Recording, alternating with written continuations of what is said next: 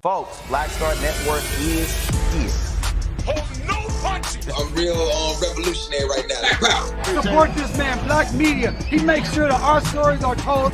Thank you for being the voice of Black America, Roland. Stay black. I love y'all. All momentum we have now, we have to keep this going. The video looks phenomenal. See, this difference between Black Star Network and Black-owned media and something like CNN. You can't be Black-owned media and be scared. It's time to be smart. Bring your eyeballs home. You dig?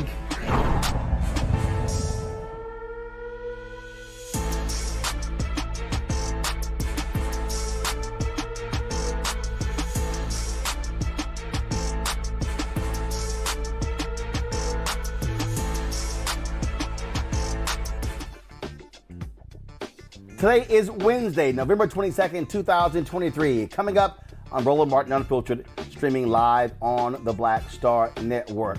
The economy, looking at all the right numbers, is doing well, yet many Americans still say it's going bad. I talked with White House Press Secretary Karine Jean-Pierre about the messaging of the Biden-Harris administration and what they are doing to get the word out. Also, George C. Wolfe directs the Netflix movie about Byron Rustin. Coleman Domingo stars as the great civil rights leader. I talked with both of them about this often forgotten civil rights icon.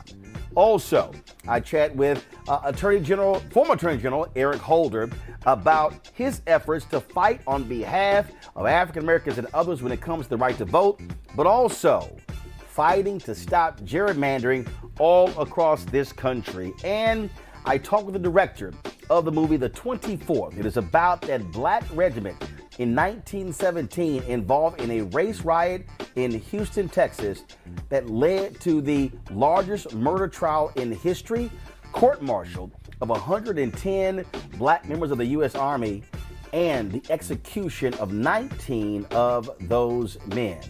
It is a fascinating story, and they finally have been exonerated. Folks, it is time to bring the funk on Roland Martin Unfiltered on the Black Star Network. Let's go. He's got it. Whatever the biz, he's on it. Whatever it is, he's got the scoop, the fact, the find. And when it breaks, he's right on time and it's rolling. Best believe he's knowing. Putting it down from sports to news to politics. With entertainment just for kicks, he's rolling. It's on go, roll, roll, y'all. It's Roland Martin, yeah. Rolling with Roland now. He's funk, he's fresh, he's real, the best, you know he's Roland Martin now.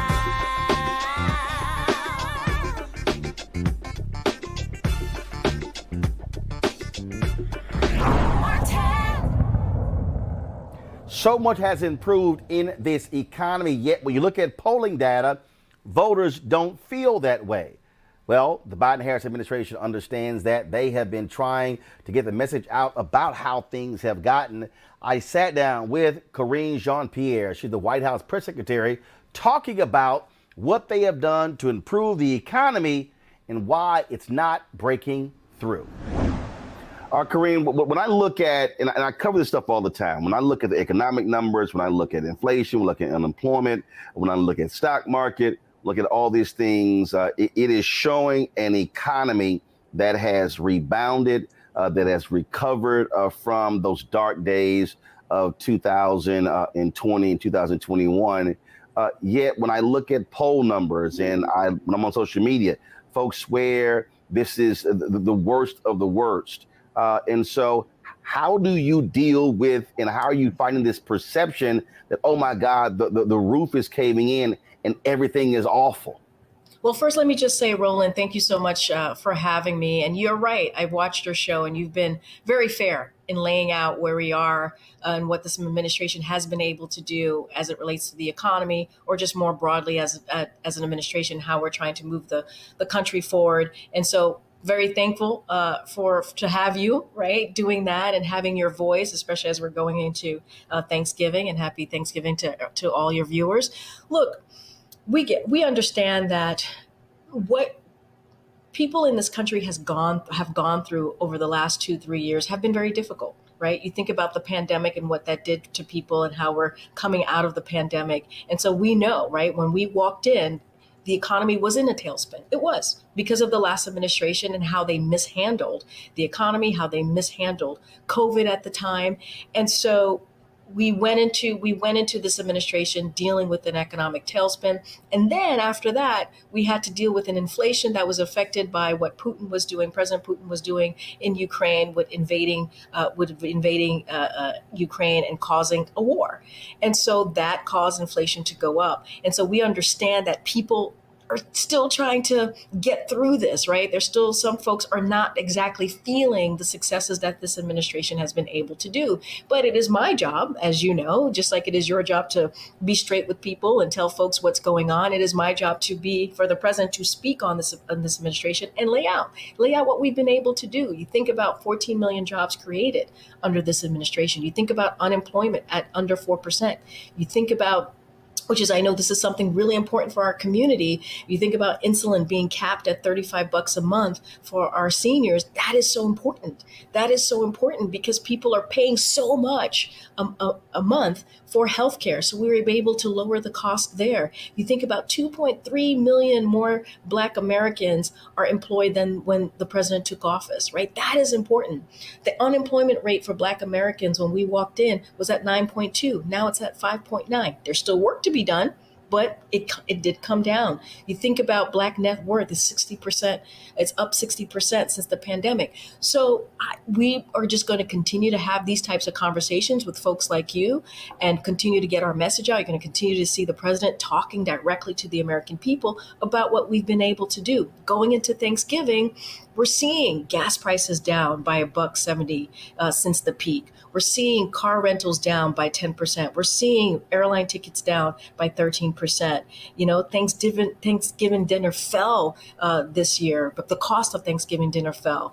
Eggs, milk, bacon, fresh veggies are down. This is the fourth cheapest Thanksgiving that we've had ever, that we've had as a percentage of average earnings. So there are things to talk about, and we're going to continue to be very clear with the American people. But we get it. We get that some folks are still feeling this because what we went through was incredibly difficult for American people in the last 2-3 years. One of the areas that I think when we talk about prices, a lot of that was driven by corporate greed. I remember the congressional hearings. They were talking about inflation and where in 65, 70, 75% was caused by companies just jacking up prices. How aggressive are y'all going to call that out? Because that still is the case. When I look at people talk about rent going up, it's because we have a housing shortage in this country. We did not build as many homes between 2010, 2020 because of the home foreclosure crisis. And then you have private equity owning, thousands upon thousands of homes, and people are being forced to rent. And so is that going to be something that's called out and putting those companies on the front street that are choosing to earn record profits over the expense of the American people? And I have to tell you, Roland, this is something that the president calls out all the time. He calls out what we're seeing from corporations. He calls out anytime he talks about his economic plan. One of the things that we've been very consistent on, and I think you've reported on this, Roland, are the junk fees, right? We have been very good at dealing with junk fees that cost Americans billions and billions of dollars, whether it's junk fees from a credit card that they have. So we've done that. We have and not just called it out, but taken action to save Americans some money, to save some Americans money monthly or throughout the year. And as you talk about housing, protecting Black Americans' excess housing and home ownership, including efforts to combat housing discrimination, is something that we have done right through HUD, as you know, with Secretary Fudge, her leadership. She understands. She's the secretary of HUD. She understands what that means. And so does the president, obviously, understands what that means and the importance of creating wealth for Black Americans. And so that's something that we've done, provided a record-breaking $163 billion in federal procurement opportunities to small businesses. So creating Black wealth is also a way to combat that, as well as calling out corporations who take advantage of communities like ours. One of the areas that a lot of African Americans are still not happy with was that the George Floyd Justice and Policing Act was not made law. It was passed by Democrats, and Senator Tim Scott, Senator Lindsey Graham didn't get it done by bringing over Republicans in the Senate. But one of the, and I get the executive orders and those things that were signed, but one of the things that I've never understood why the White House is not touting more. I mean, what's happening in the Civil Rights Division, Kristen Clark, they're killing it in terms of these police patterns and practices investigations, police officers who've actually being sent to prison, jail wardens, correction officers. And are we going to see the president really highlight that work, because they've been holding people accountable, and frankly, it hasn't gotten lots of attention. I mean, every time one of these people go to jail, we cover it, the redlining investigations and the settlements that have been announced as well. And I think, again, for me, if that is talked about more from the president and from the White House, it sheds light on the great things being done. People are surprised when I talk about it, and they go, that stuff is actually happening. Well, let me first say, Roland, thank you so much for talking about it. Thank you so much for being that voice to lay out exactly what's happening here in the administration to benefit communities like ours. And so certainly thank you for doing that. And I know you've been pretty much a champion on the work that's being done at the Department of Justice in their Civil Rights Division. Look, and that's happening because of that executive order that the president signed, because this is at the directive of this president, because he wants to make sure that communities feel safe and that law enforcement are held accountable. And that is incredibly important. Look, we will talk more about this. Obviously, we have to. There's so much going on, as you know, in the world, and not just obviously in the country, but in the world, that the president has to speak to. And certainly we will do that to highlight that work, because it's important to the communities to know what's going on and how seriously we've taken that, especially one of the reasons the president was certainly elected. But I'm so glad that you just laid that out, because it is true. It is what DOJ is doing through the Civil Rights Division. They are making sure that that executive order that the president signed is being put into action, if you will. And we'll talk more about that. There's so much to talk about. There's so much accomplishments that we have made, whether it's the economy, whether it's through DOJ, whether it's housing, and because those are the things that the American people wanted us to see and continue to fight for freedoms. Obviously, we saw that in the last election, most recent election, and obviously in the one in 2022, how important it is to protect our freedoms. And so all of these things are important items and issues that we definitely will continue to speak to and lift up in what we've been able to do. Last question for you. Obviously, you've got holiday season coming up, and really once January hits, we're operating in election season. Are we going to see the president doing town hall discussions across the country, going into Black communities, not just talking about these things, but also having listening sessions with voters? Because polls certainly show lots of angst. Numbers have dropped significantly among African Americans. And I've consistently said that really the first 6-7 months of the year has to be sort of an education and enlightenment period, as opposed to just saying, hey, vote. That's going to be critical. Because again, the phrase "when you don't know, you don't know" is a huge part of this. And a lot of people just don't know about a lot of stuff that you're laying out. Yeah, no, you're 1,000% right, Roland. Look, I got to be careful. Can't talk about 2024 Hatch Act. I can't do that. But what I will say to you, Roland, is this is a president that loves to get out there and speak directly to the American people. This is a place that he thrives and loves and enjoys to do that. Listen to the American people, talk about our accomplishments. So obviously, he's always looking forward to doing that. When we get into the next year, this is something that he's going to continue to do. Talk directly to the American people about the accomplishments that we've been able to make with Democrats in Congress.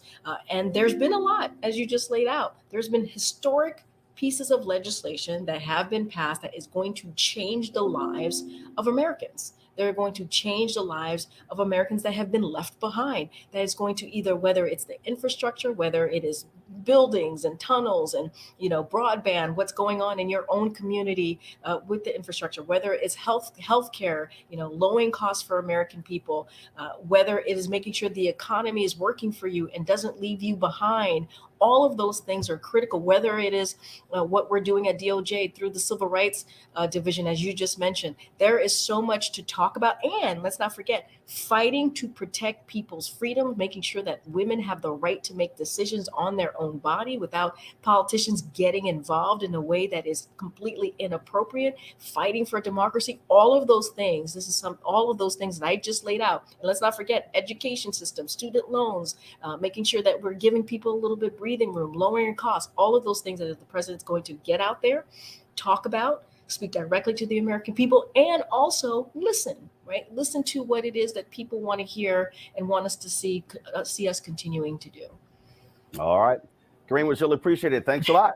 Thank you. Happy holidays. Likewise. All right, folks, when we come back, I will talk with director George Wolfe about his movie on Netflix, Rustin. It is about the great civil rights leader, Bayard Rustin. You're watching Roland Martin Unfiltered right here on the Black Star Network.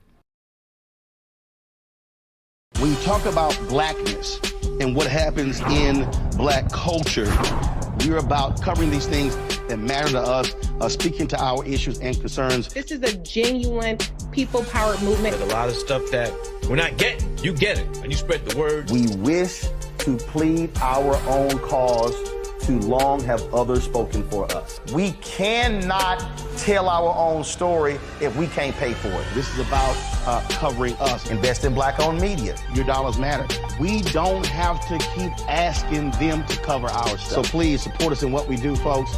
We want to hit 2,000 people, $50 this month, raise $100,000. We're behind 100,000, so we want to hit that. Your money makes this possible. Checks and money orders go to P.O. Box 57196, Washington, D.C. 20037-0196. The Cash App is $RM Unfiltered. PayPal is R Martin Unfiltered. Venmo is RM Unfiltered. Zelle is Roland at RolandSMartin.com.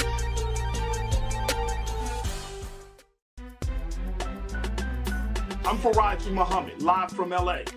And this is The Culture. The Culture is a two-way conversation. You and me. We talk about the stories, politics, the good, the bad, and the downright ugly. So join our community every day at 3 p.m. Eastern and let your voice be heard. Hey, we're all in this together. So let's talk about it and see what kind of trouble we can get into. It's The Culture, weekdays at 3, only on the Black Star Network.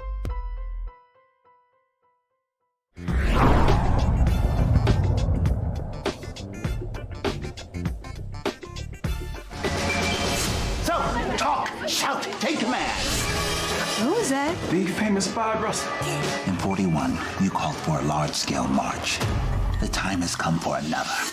No, Bayard. I can handle all the grunt work. Rally the young. We are going to put together the largest peaceful protest made up of angelic troublemakers such as yourself. My friend, Dr. Martin Luther King, will be joining us.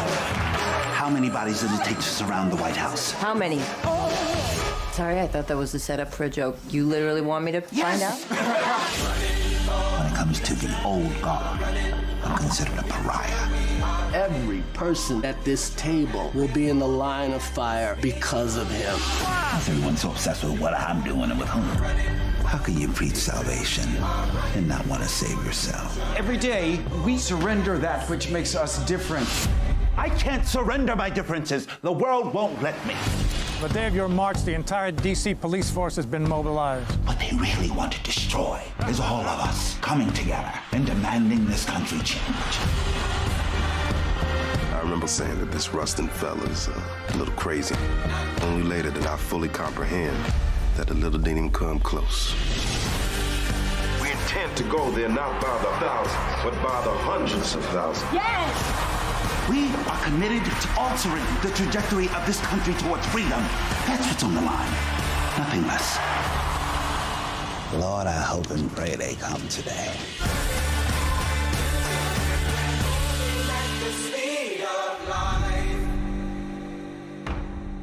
Welcome back to Roland Martin Unfiltered on the Black Star Network.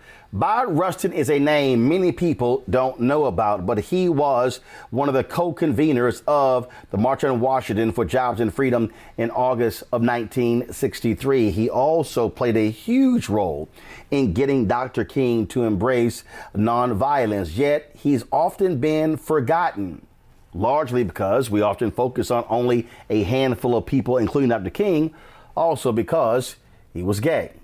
George Wolfe directs a new movie about him.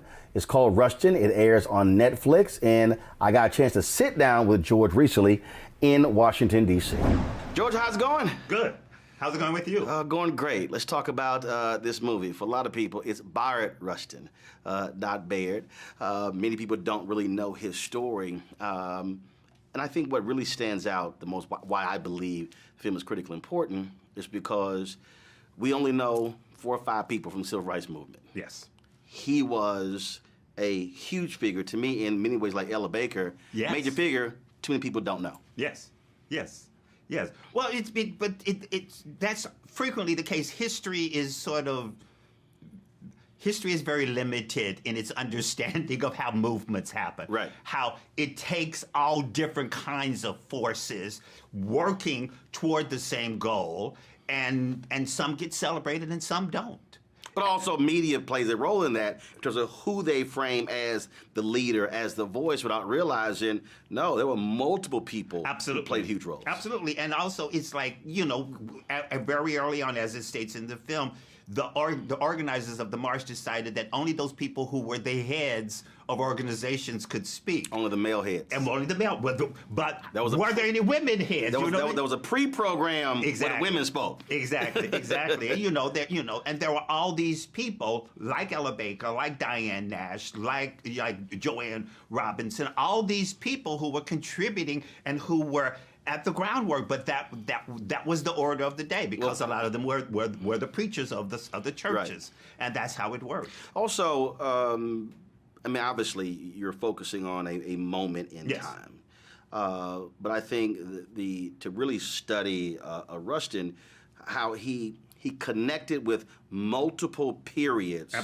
over his life. Yes. And so I think one of the biggest mistakes we make is we sort of confine people solely to those 13 years of the Black freedom movement. Mm-hmm.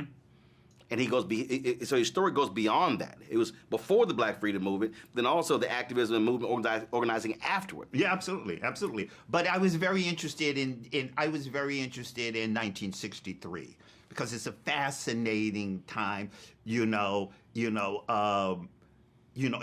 terms of the passive resistance had been the order of the day, but after but it had been many years since Brown versus Board of Education and the violence, what's his face, Bull Connor turned the hosing the young children there, Medgar Evers getting killed, all these dynamics that were happening, and it was calling into question how long are we going to stay committed to nonviolence? SNCC was an integrated organization that was about to change. CORE was about to change into CORE East.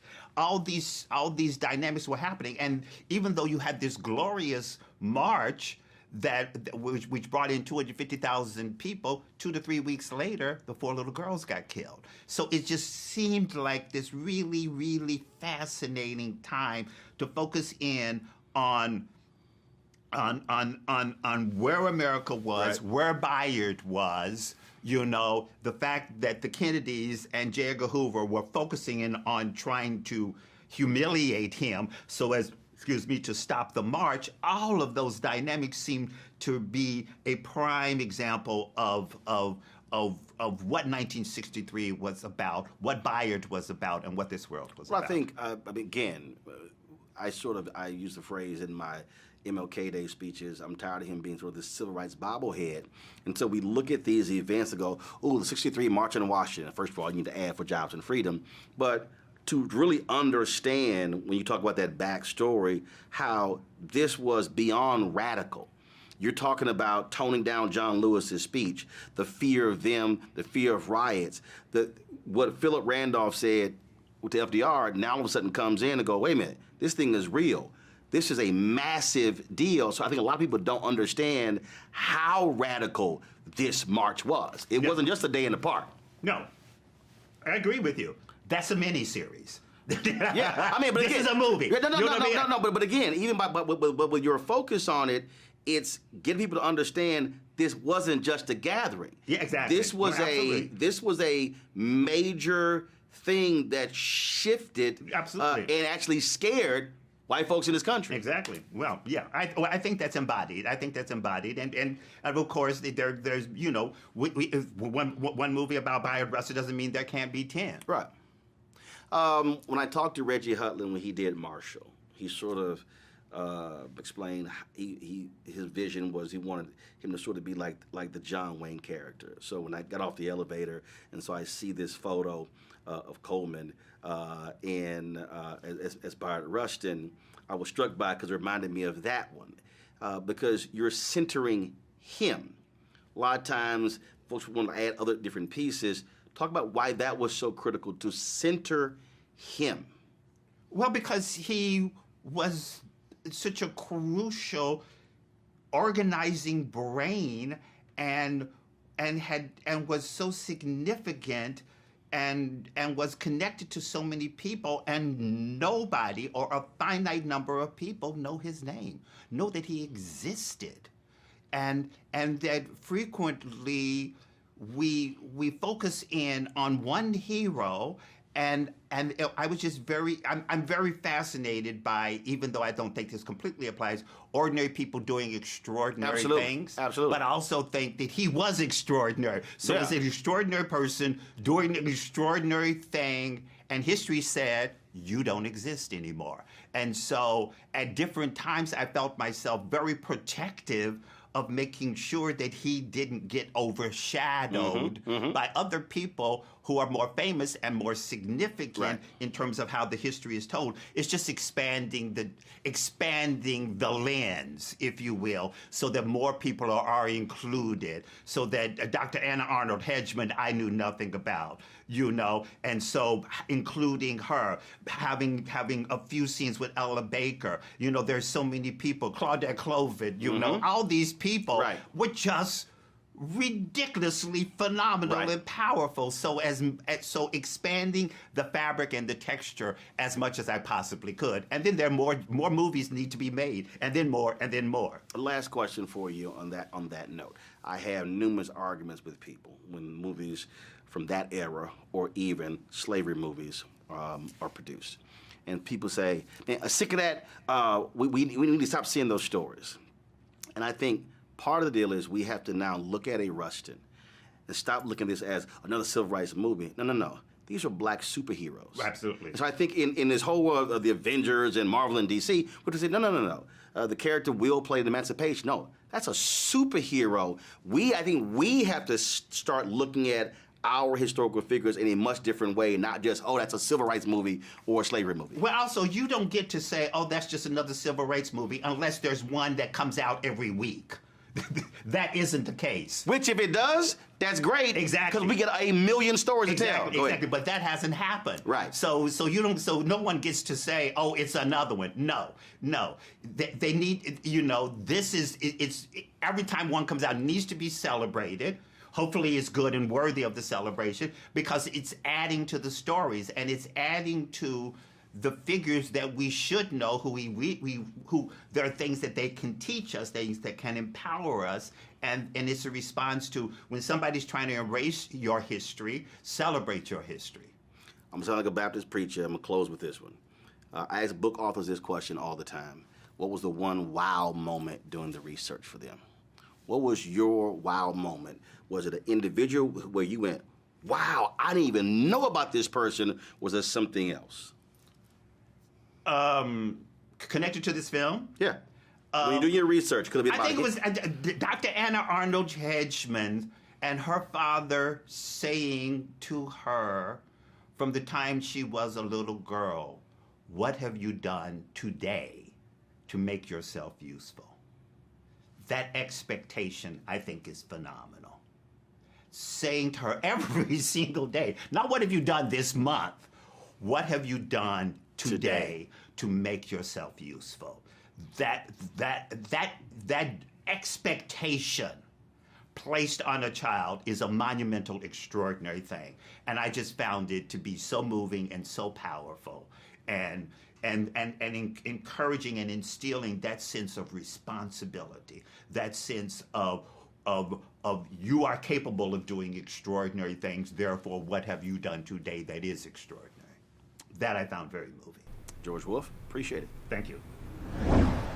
All right, folks, when we come back, I will talk with Coleman Domingo, who stars as Bayard Rustin in the Netflix movie Rustin. Folks, you're watching Roland Martin Unfiltered here on the Black Star Network. Don't forget to support us in what we do. First, you're watching right now on YouTube. Hit that like button, folks. We want to have more than 1,000 likes on the show. Also, support us in what we do. Please join our Bring the Funk fan club. Your dollars make it possible for us to do what we do. Send your check and money order to P.O. Box 57196, Washington, D.C., 20037-0196. Cash App, $RM Unfiltered. PayPal, R Martin Unfiltered. Venmo is RM Unfiltered. Zelle, Roland at RolandSMartin.com. Roland at RolandMartinUnfiltered.com. Don't forget to also download the Black Star Network app, Apple phone, Android phone, Apple TV, Android TV, Roku, Amazon Fire TV, Xbox One, Samsung Smart TV. Sure to get fear how the browning of America is making white folks lose their minds. We'll be right back. Hatred on the streets, a horrific scene, a white nationalist rally that descended into deadly violence. White people are losing their damn minds. As an angry pro-Trump mob storms the U.S. Capitol, we've seen shootings. We're about to see the rise of what I call white minority resistance. We have seen white folks in this country who simply cannot tolerate black folks voting. I think what we're seeing is the inevitable result of violent denial. This is part of American history. Every time that people of color have made progress, whether real or symbolic, there has been what Carol Anderson at Emory University calls white rage as a backlash. This is the rise of the Proud Boys and the Boogaloo Boys. America, there's going to be more of this. Here's all the Proud Boys, guys. This country is getting increasingly racist in its behaviors and its attitudes because of the fear of white people. The fear that they're taking our jobs, they're taking our resources, they're taking our women. This is white fear.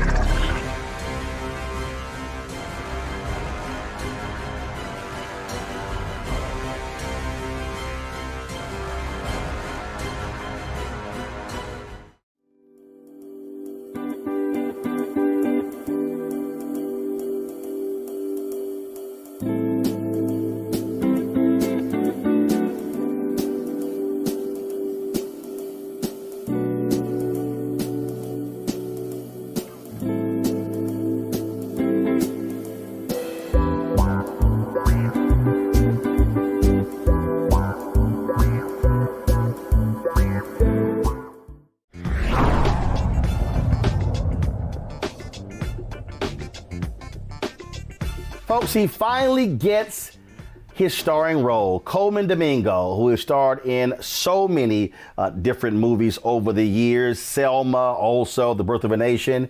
Well, he played character actor, supporting role. This time in the Netflix movie Rustin, he is the lead. He's playing Bayard Rustin, the civil rights icon, largely forgotten in history, many say because he was a gay man. Coleman Domingo, he himself is an out black gay man. And we talk about the importance of playing this huge, huge character and what it means to Coleman personally. Here's our conversation recently in the nation's capital, Washington, D.C. All right, Coleman, what's happening? How you doing? Strike over, you can get to talk now. I get to talk. Freedom. Absolutely, yes, absolutely. Man. Let's talk about this film. So, long career, but you now are the centerpiece. You now are the main character. You have to carry this whole film. Talk about that feeling, being the guy. Being the guy. Just your name was on the poster. Yeah, that. Ain't nobody else's name. You're not in the background. It's you. Yeah. It feels like a career achievement, and it feels like a long, beautiful road. You know, and it's that name, there's so many other names with me that have made that happen, especially for this film in particular. To lead this film has been something that I'll never forget for the rest of my career, because there was a great responsibility, you know, to tell the story of this man, and also to be sort of the soul of the production, and knowing that the production moves with you in the center, and how are you going to lead it? And I've watched, you know, as a supporting actor for many years, how people, whether they lead or not lead. And I knew I could make an impact and make sure that everyone understood the mission every single day of what we were doing, what we were tasked to do, which was not only to tell by Rustin's story, but to tell Ella Baker's story, to tell A. Philip Randolph's story, you know, stories of all these people who've been marginalized in the history books. And you're like, hey, this is our opportunity. And so that was the charge every single day. So when people came in, you know, if they had a couple days on set, I'm like, you're coming into a different set. You're coming into the set that I lead, which is led with love and interrogation and a fierce work ethic. And that means every single background, every single transpo worker, everybody was tasked to, you know, to say, hey, this is the way we're doing it. We're doing it differently this time. And so I didn't mind to shoulder that responsibility, and I felt like I was ready for it. When Chadwick played Thurgood Marshall, a lot of people like, Reggie, what are you doing? He ain't light-skinned like Thurgood. When Bryan Cranston played a paraplegic in the movie, folks like, what y'all doing? Why couldn't you cast someone? How important was it for a African-American gay man to play this character? Because he didn't hide, he didn't run from it, but he had to battle within the movement, outside of the movement, and he wasn't solely defined by him being gay, but he was clear, this is who I am. Yeah. The most wonderful thing about the casting of Rustin with me is that there's a lot of similarities, just in terms of where I pull from. You know, I'm an openly gay man in this industry, and I think the beautiful thing is I don't think it's usually done in a way. I don't know why that has been, but also I think that sometimes people can't discern the difference, you know, and I think that hopefully people can see the work and the detail and the nuance that goes into building a character and crafting a role, to know that it's not just Coleman playing it because there's a lot of things in my background in this way, but it's actually like a crafted character. But it is important because I think there are things that I know I could pull from or have access to that is not... You don't have to ask somebody else. I don't have to ask anybody else. It's my own experience in the world. We're both from... There are many similarities between me and Bio Rustin. Like being from Pennsylvania, you know, I have a lot of nieces and nephews going to go Quaker school, so I understand the practices of, you know, Quaker philosophy. You know what I mean? You know, both left-handed, whatever it is. But also, Bio was... Yay, left-handers. Yeah, yay, left-handers. But also, Bio was such an original in the world. You know, there was no brother like him. You know what I mean? So the idea for that to exist at the time when he existed is remarkable. And so the idea that I get to play in that with him, because I feel like I am on the shoulders of Bio Rustin in every single way. Everything that Bio represented, here I am in my own industry, you know, trying to make some changes. When did you first learn about him? I first learned about him, I would say about, I want to get this right, probably junior year in college, when I joined the African American Student Union. And at some point, whenever we were talking about something, Bio Rustin's name came up. Oh, Quaker. Oh, from Pennsylvania. Oh, queer. And the architect of the March on Washington? Wait a minute. How come I don't know this? And then, of course, you have to rethink what you've learned in your history classes. Right. But even before 63, the role that he played in centering Dr. King on nonviolence. Yes. Yeah, he inspired Dr. King with his practices of passive resistance. You know, he inspired him, you know, with the teachings of Gandhi. So in many ways, this may be a very strong statement, but would Martin Luther King be Martin Luther King without Bio Rustin? Because I think he influenced him a lot, and they had this very deep friendship in many ways. And there were people who like shared ideology and argued and questioned together. You know I think anything goes beyond King and even Rustin. You mentioned Ella Baker earlier. I think that, look, as somebody who lives and breathes news and social movements and politics, I get it. I study these people all the time. Yeah. But the reality is, you only hear 4 or 5 names. You only heard about the big 6, the big 6 civil rights leaders. But if you look at Ella Baker, you're talking about somebody who goes from movements in New York to SCLC, NAACP, to SNCC and beyond. Rustin, if you talk about after 63, you go to 64. You can even go back to the war resistors. Right. Exactly. I mean, him going to prison, being a conscientious objector, all of that. And so I think part of even for a lot of African Americans is that we have allowed others to define who our heroes are. And we have to then go, wait a minute, hold up. It's more than just 4 or 5 people. Right. Yeah, there's a lot of ordinary people. No one was trying to walk into history books. They were just trying to do what was in front of them, right? And just like make a difference. And there were a lot of people. That's what I'm always telling people. I'm like, no, the thing that I think is so impactful about Rustin, because you see a lot of these young people who are now, congressmen and congresswomen and things like that. These people were 19, 20 years old out there doing the work. And these people were not 50 or 60 then. And nobody knows their names. You're like, no, they actually were a part of this movement. But then you have these superstars. You will just attach your name to Martin Luther King, but you're like, King at the speech, to be honest, he was just one of the speakers. Right. He was right. He was just one of many speakers. Right. It's just like, but that it was his time, and it was that alchemy that just like lit him up right then. That's when he became the superstar that he is. You mentioned superstar.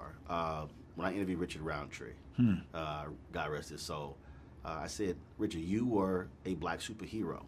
A lot of people complain about civil rights movies, slavery movies. We're tired of seeing those movies. I disagree. I think the problem is, I think we have to have a reprogramming of Black America. We have to look at figures like Rustin, the role that Will Smith played in Emancipation, as our superheroes. These are people who not just survive, but thrive. Defied odds, exactly. They are superheroes, and I appreciate Black Panther. I appreciate the Marvel characters, but these were real-life superheroes. I think you're absolutely right, and I think that's how impactful would that be to young Black and brown kids? That would be phenomenal. They believe that they can actually. They don't have to be in Wakanda. They can actually do something here. Right. And actually make a difference in their communities and their world. It's actually real. You can touch it. You know who that person was. They came from the same neighborhood. You name it. I think you're absolutely right. Last question for you. For you, I was asked this of book authors and others. What was a wow moment when they were researching and writing the book? So for you, playing this character, was there a moment when your research and your study where you went, wow, I had no idea? I think the wow comes in like when I start researching and looking at Rustin, even in high school. Just first of all, he was an athlete. He was an all-star athlete, but also he played the lute, and then he sang. I mean, who is this brother? He's a Quaker. You're like, there's so many things. You're like, what is that person? What is that walking this earth? And then made sure that his life was of service in every single way. That was the wow for me. Like, where did that come from? That confidence as a young person, as 15, 16 years old, to stage a protest, in the cafeteria for better food. Right. And for me, it's always like, where does that come from? Then a protest in the prison. Exactly, and in prison, exactly. But he was moving on buses long before Rosa Parks. Yeah, you know what I mean? Because he was like, no, this is not right, and I want to right or wrong. But where does that come from? That's the wow for me. Like, where does that come from? Absolutely. And where can I get some of that? Absolutely. You can keep the hair. That hair went. I actually took that hair off last day.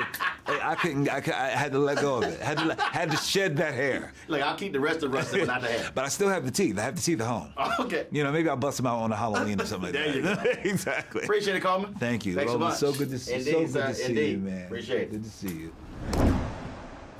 Folks, don't forget Rustin airing on Netflix. All right, when we come back, I talk with the director of The 24th. The movie came out 3 years ago, but it details the story of more than 100 black soldiers who were court-martialed after a race riot in Houston in 1917.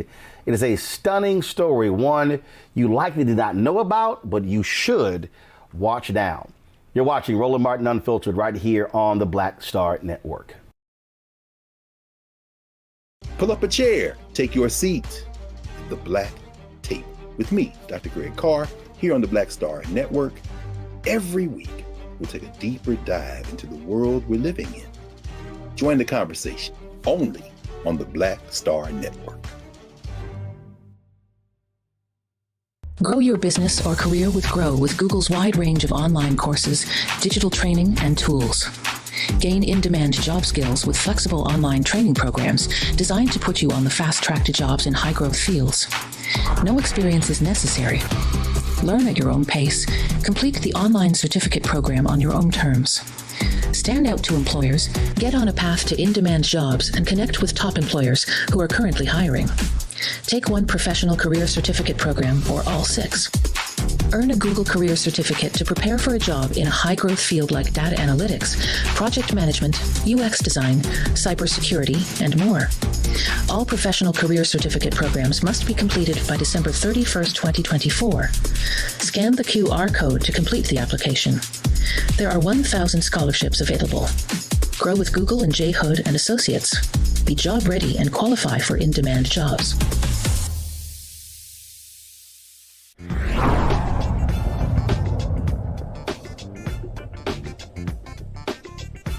When the 24th came out 3 years ago, I didn't even know about this movie. I didn't know about the story. It wasn't until I was actually reading a book from Will Haygood on the confirmation hearing of Thurgood Marshall that I found out about the 24th Regiment and what happened in Houston. Well, Kevin Wilmot is the director. And when the U.S. Army recently overturned the convictions of the 110 black soldiers involved, 19 were executed, and the ceremony in Houston on Roland Martin Unfiltered. And so I caught up with Kevin. We talked about that event, talked about the movie, and why this history is so important to our people. The 24th Infantry. This is Texas. And we have a great opportunity here. A legacy, if proven worthy, will carry us all the way to the shores of France. Things are a little different down here in the South. I will expect you men to obey the racial code. Yes, sir. Get back with the others. Just go ahead and drive this machine. Officer Cross. This is a white man's world. Every man here has got a lit fuse. Jim Crow's the law. Respect it. What are we gonna do? The police brutalize us, sir. All we want is to be treated as soldiers. As military police, you are to ensure order of the men of the 24th Infantry only. Drop the knife. Back up! I was robbed of my honor. You get out of here before they take yours too. The general can get the 24th in the fight. He's never going to do that. What do we do, sir? I have to here. We have a problem. We're gonna take our country back. Law run this town. There's a militia on the way. Are they? Which way did they go?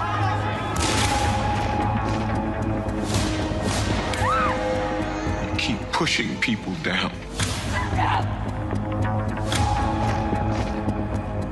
Sooner or later, they rise up. Fire!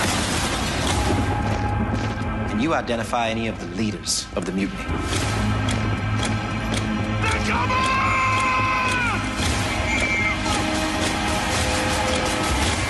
When I aimed the gun,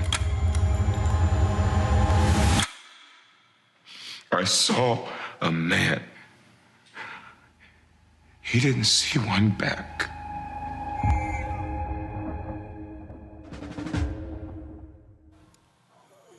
A lot of you may not even know that movie came out. It came out during COVID. I didn't know. But joining me right now is the director, Kevin Wilmot, of the 24th. Kevin, glad to have you here. Praise the Lord for Instagram. I was talking to Michael T. Williamson, and he was telling me about it. And so then I go to Instagram, and I'm trying to find you. And I sent you a DM, and I didn't hear back. But then I saw a photo of you and Spike Lee on your Instagram page. So I hit Spike, Spike sent me your number, and boom, you are here. So I am so glad to have you. I'm a native of Houston and had no idea about this story. Yeah, that's the American problem, right? I mean, that's kind of what we do. You know, we hide the real history from the public. You know, I've heard a lot of people talk about how Texas teaches Texas history, but this part of Texas history has never been taught. In fact, it is a state requirement in the 7th grade that you take Texas history. And Kevin, the book is literally this thick. Wow. That's how thick the book. I mean, it is a massive book. And so you're absolutely right. And this was not in that thick ass book. You know, and what's amazing, Rolling, and thank you so much for having me on the show. I've always been a big fan. The thing about this riot, as they called it, this ended up being the largest murder trial in American history. I mean, wow. That's how I learned about it. It was a history book I was reading 20 years ago, and there's only one photograph of the trial, and 64 Buffalo soldiers on trial at one time, and the inscribed caption was the largest murder trial in American history. And I'm a history geek. I had never heard anything about it. And that's what, started me on my quest to really make this movie. It took me 20 years, but we finally got there. And then, of course, COVID kind of hides the movie from people a bit, but at least it's out there. Yeah, so what happened was, and you're right, this is the photo right here. This is from the archives at Prairie View A&M University. This is the photo right here of them being on trial. And Kevin, it was interesting because, so the Wall Street Journal had an article yesterday talking about this decision and that there was going to be this ceremony in Houston. I saw that, and here's what's crazy. I rarely read the Wall Street Journal on weekends. I've got subscriptions to the New York Times, Washington Post, and I just, what the hell? All right, let me take a look at it. And then I see this story. I immediately email someone at the Pentagon. I'm like, hey, get me somebody from the Army. Also, this is going to be live streamed. So they sent me the link. And then that's when I started, going down that path. And then all of a sudden, and then I saw the movie. So then I'm looking on, where can I find it? I saw it was on Tubi and Prime Video. Went to Prime Video, watched the whole movie last night. Absolutely amazing. And it's just another example. And this is also 4 years before Tulsa. The Tulsa race massacre. And the thing is, we look at this, 19 brothers executed, placed in unmarked graves, but their names were placed on paper inside of glass bottles in the caskets. And when you read this account of how the Army did no real investigation, and it was pretty much, they black, they're guilty. Yeah, I mean, there was kind of one book that I was able to find on it, and there's 20 years ago there was not much of anything, and then I actually read a lot of the newspaper accounts from the time from Houston at that time, from the Houston, I think it's called the Houston Post, and they were you could just read the bias between the lines. Yep. They did not receive anything close to a fair trial. But more than anything, what we try to show in the movie, as you know, is they were brutalized. I mean, they sent 700 soldiers, black soldiers, to Houston in 1917. These guys had been, some of them had fought in the Philippine insurrection campaign. Some of them had fought with Teddy Roosevelt on San Juan Hill. So these guys a lot of them were used to being treated with some degree of dignity. And had been treated really kind of as, like soldiers are supposed to be treated. And so, they show up in Houston and Houston just is paranoid of them in totally. And Houston, the Houston police, there's that little song, The Midnight Special. And in that song, they talk about Houston and they talk about the police in Houston specifically. And that's an old blues song from Leadbelly back in the days. And the Houston police had a notorious, record of brutalizing everybody, but specifically black people and Mexicans. And so when these 700 black soldiers show up, they just unleashed holy hell on them. Well, all across the country, white folks could not stand black men with guns in their hands, even though they had that uniform on. We can, and it was crazy. I mean, so my dad has texted me. He said he'd been long knew about Camp Logan. And here's what's crazy. What is now Memorial Park in Houston is where Camp Logan was. And again, I'm like you. I love history. No idea. That's why it was called Memorial Park. They play the PGA golf tour there. I played there numerous times. Not one time. Matter of fact, when I go, I'm gonna hit the mayor to find out. I mean, is there a marker? Is there anything there that explains that? I've been to Memorial Park numerous times and never knew that was the site of Camp Logan. I don't think there's anything. There might be some small thing, but I don't think anything of significance is there, from what I understand. No, it's been a hidden piece of American history for far too long. This is an amazing day. I mean, I have to be honest with you. I never thought they would do it. I mean, one of the things that you often would hear about this case is that this is the first time of all the civil unrest cases in American history. This is the first time more whites died than blacks, and the only time. And wow. And it was because these men, these were trained soldiers, and these guys had been brutalized and brutalized and brutalized. They finally snapped. They couldn't take any more. 150 black soldiers march on Houston, Texas, in full combat gear, and they specifically went after the police. But you got to remember, this is before Gandhi. This is before the civil rights movement. This is before, anything could have taught them how to respond in any other way. I mean, these are soldiers, and they're used to fighting, and they had fought overseas for people's rights, but could not fight at home for their own rights. And one of the things they kept saying was that they desperately wanted to fight in World War I in France, but they were never sent. See, and that's what people don't understand. I mean, we just had Veterans Day on Sunday, and the reality is these were black men who could not have rights in this country, but were willing to fight for this country in order to preserve the rights that they could not access. The idea was always that if we fight overseas and show our loyalty and show our patriotism, maybe they'll give us our rights back. Well, the black newspapers led is called the Double V campaign: victory at home and victory abroad. The Pittsburgh Courier, Chicago Defender, all of them, and also if people read Ethan McKelly's book on the Chicago Defender, this country could not stand that black newspapers like the Chicago Defender were writing about racism experienced by the soldiers, and they threatened the black newspapers with treason, to try them for treason. They said because they were stirring up dissension among the troops, and they were actually writing about the racism that black troops were facing in the military.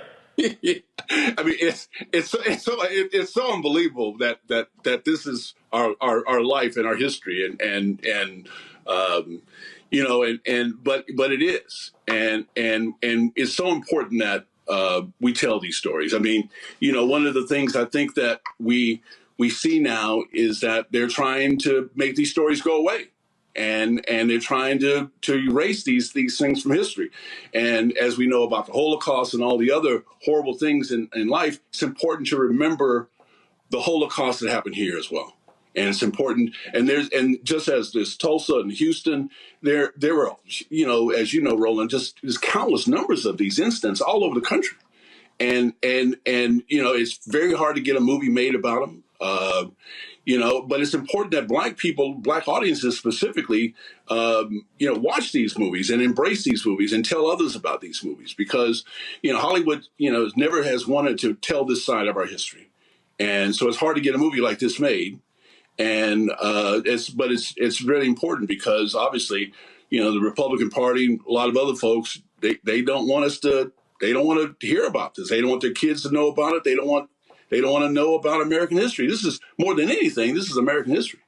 And it's it's being attacked. We're talking about the historic decision by the United States Army to vacate the convictions of 110 black soldiers involved in a race riot in Houston in 1917. There was a ceremony today in Houston announcing this decision and also announcing the steps that they are taking to, one, provide benefits to the descendants of these soldiers. We're talking with Kevin Wilmot. He is the director of the movie, The 24th, and he joins us right now. And Kevin, it's interesting. So during the break, first of all, I'm sitting there texting the mayor of Houston right now, my Alfred brother, about this here. But I went to the website of the Memorial Park Conservancy, and they're the ones. And so I'm looking here, and I'm looking under history. And as I'm going under here, so this is literally what it says. It says, the park was to be named to honor the soldiers who fought in World War I and trained in Camp Logan, today known as Memorial Park. Camp Logan was one of a handful of training camps established to train and convert members of the National Guard to become U.S. military service members. So first of all, was Camp Logan there to train black soldiers or all soldiers? They trained all soldiers. Okay. But they had a black section. Gotcha. And obviously, nowhere in here is there any mention of what took place. And looks like we may have lost Kevin there. Let me know we have him back. There we go. Okay, so there's nowhere in here is there any mention of what took place in 1917. Matter of fact, let's see here. There is a timeline here. This is the extent of it. Camp Logan, 1917. The United States enters the First World War, and the War Department leases 7,600 acres of forested land on Buffalo Bayou to establish a training base named Camp Logan. The camp trains 70,000 soldiers, housing 30,000 at any given time, and is a social center of Houston. Nearly 1,000 Camp Logan soldiers lose their lives during the war, and over 6,200 are wounded. There are stories of heroism and bravery associated with Camp Logan. Among them, the 370th Regiment, after training at Camp Logan, go on to serve with the French military and become the most decorated in all of World War I.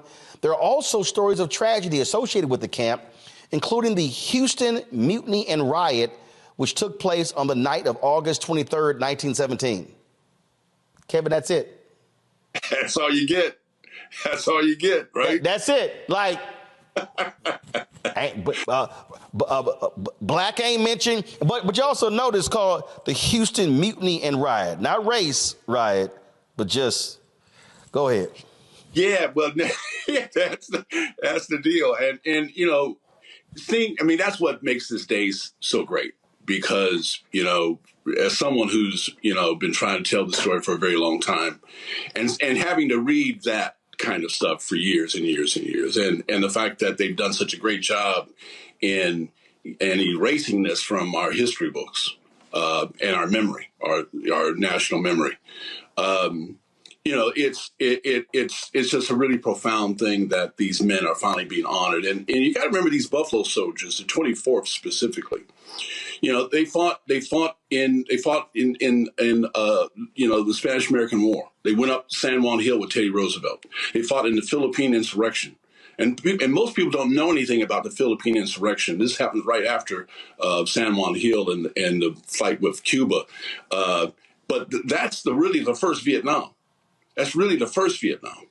And these guys are fighting. They sent some of these guys in China. They had fought Pancho Villa in New Mexico.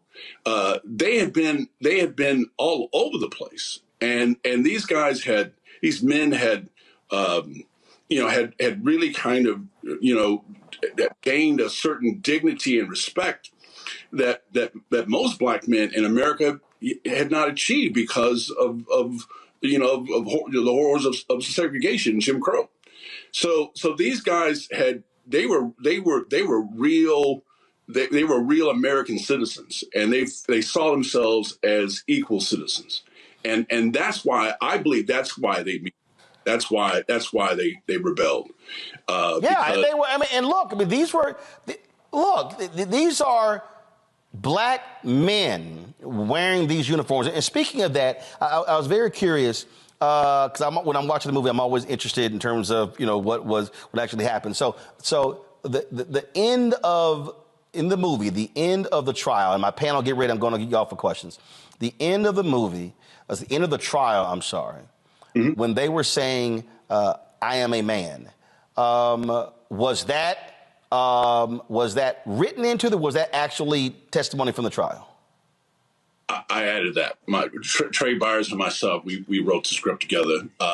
We added that, but we felt that that's what was going on inside of them. Oh yeah, yeah. I mean, only reason I asked the question is because obviously the "I am a man" signs were so visible by the sanitation workers in Memphis in 1968, and I was curious if they were actually saying that as early as 1917. But you're absolutely right that was the through line through so many of these instances where black men were saying, "Yeah, I'm a man. Treat me like a man." Yes, and they really, they really, had to. They really tried their best to hold it together. I mean, they really, really, really tried their best to hold it together. But there were two racist, horribly, horribly racist cops specifically that targeted them and just made their life holy hell. And so you got to remember, these guys are seeing guys in their company. Coming home, they'd go out to Houston to get a drink or go see a friend or whatever, and they'd come home to the camp bloody, where they'd been beaten up by the police.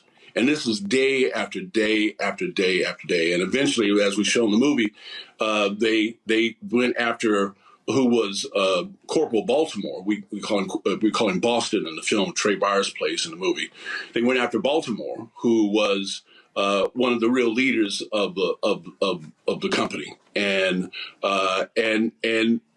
it was an MP who was trying to keep things at rest, to keep things at peace with the situation there. Black MPs were not allowed to carry firearms, so when the police went after him, they tried to kill him. He had to flee. The word got back to the camp and soldiers that Boston, we call him in the film, had been murdered by the police. And you got to remember, this was not long after another horrible racial massacre in East St. Louis. Yep.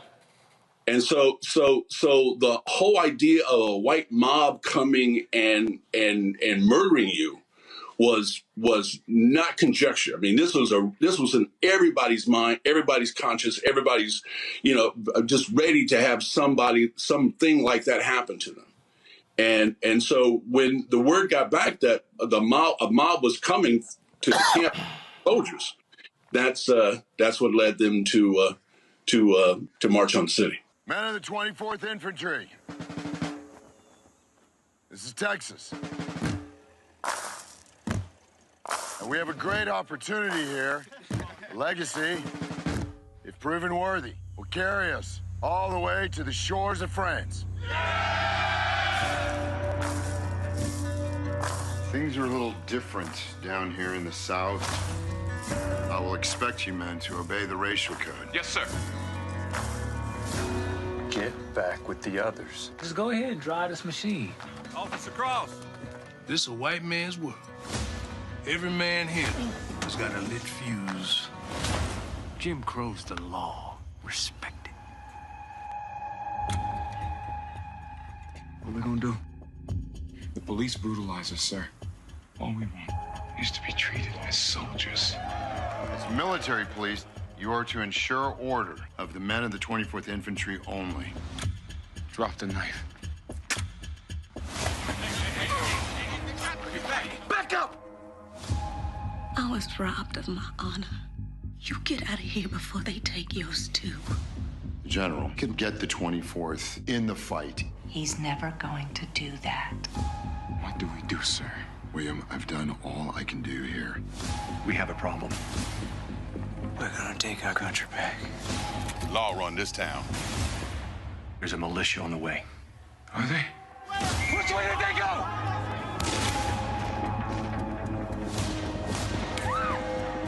Keep pushing people down.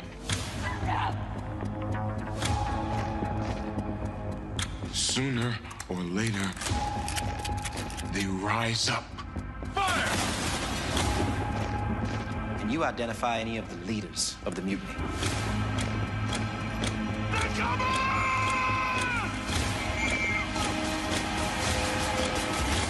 When I aimed the gun, I saw a man.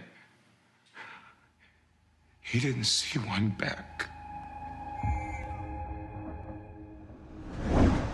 All right, folks, so we come back on Roland Martin Unfiltered, a 1-hour conversation with former Attorney General Eric Holder, who is leading the battle to ensure our voting rights and make sure that we have proper representation in Congress and on the state level as well.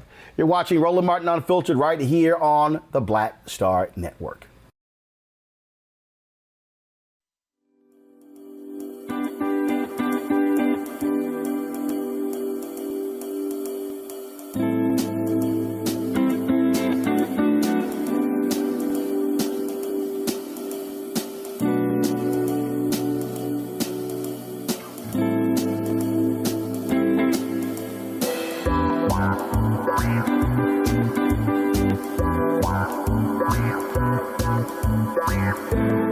Hatred on the streets, a horrific scene, a white nationalist rally that descended into deadly violence. White people are losing their damn minds. As an angry pro-Trump mob storms the U.S. Capitol, we're about to see the rise of what I call white minority resistance. We have seen white folks in this country who simply cannot tolerate black folks voting. I think what we're seeing is the inevitable result of violent denial. This is part of American history. Every time that people of color have made progress, whether real or symbolic, there has been what Carol Anderson at Emory University calls white rage as a backlash. This is the rise of the Proud Boys and the Boogaloo Boys. America, there's going to be more of this. Here's all the Proud Boys, guys. This country is getting increasingly racist in its behaviors and its attitudes because of the fear of white people. The fear that they're taking our jobs, they're taking our resources, they're taking our women. This is white fear.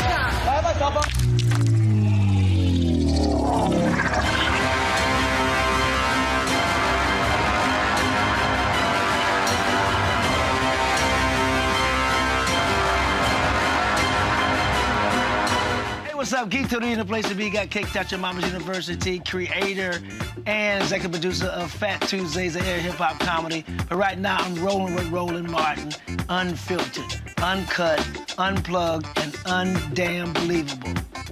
You hear me?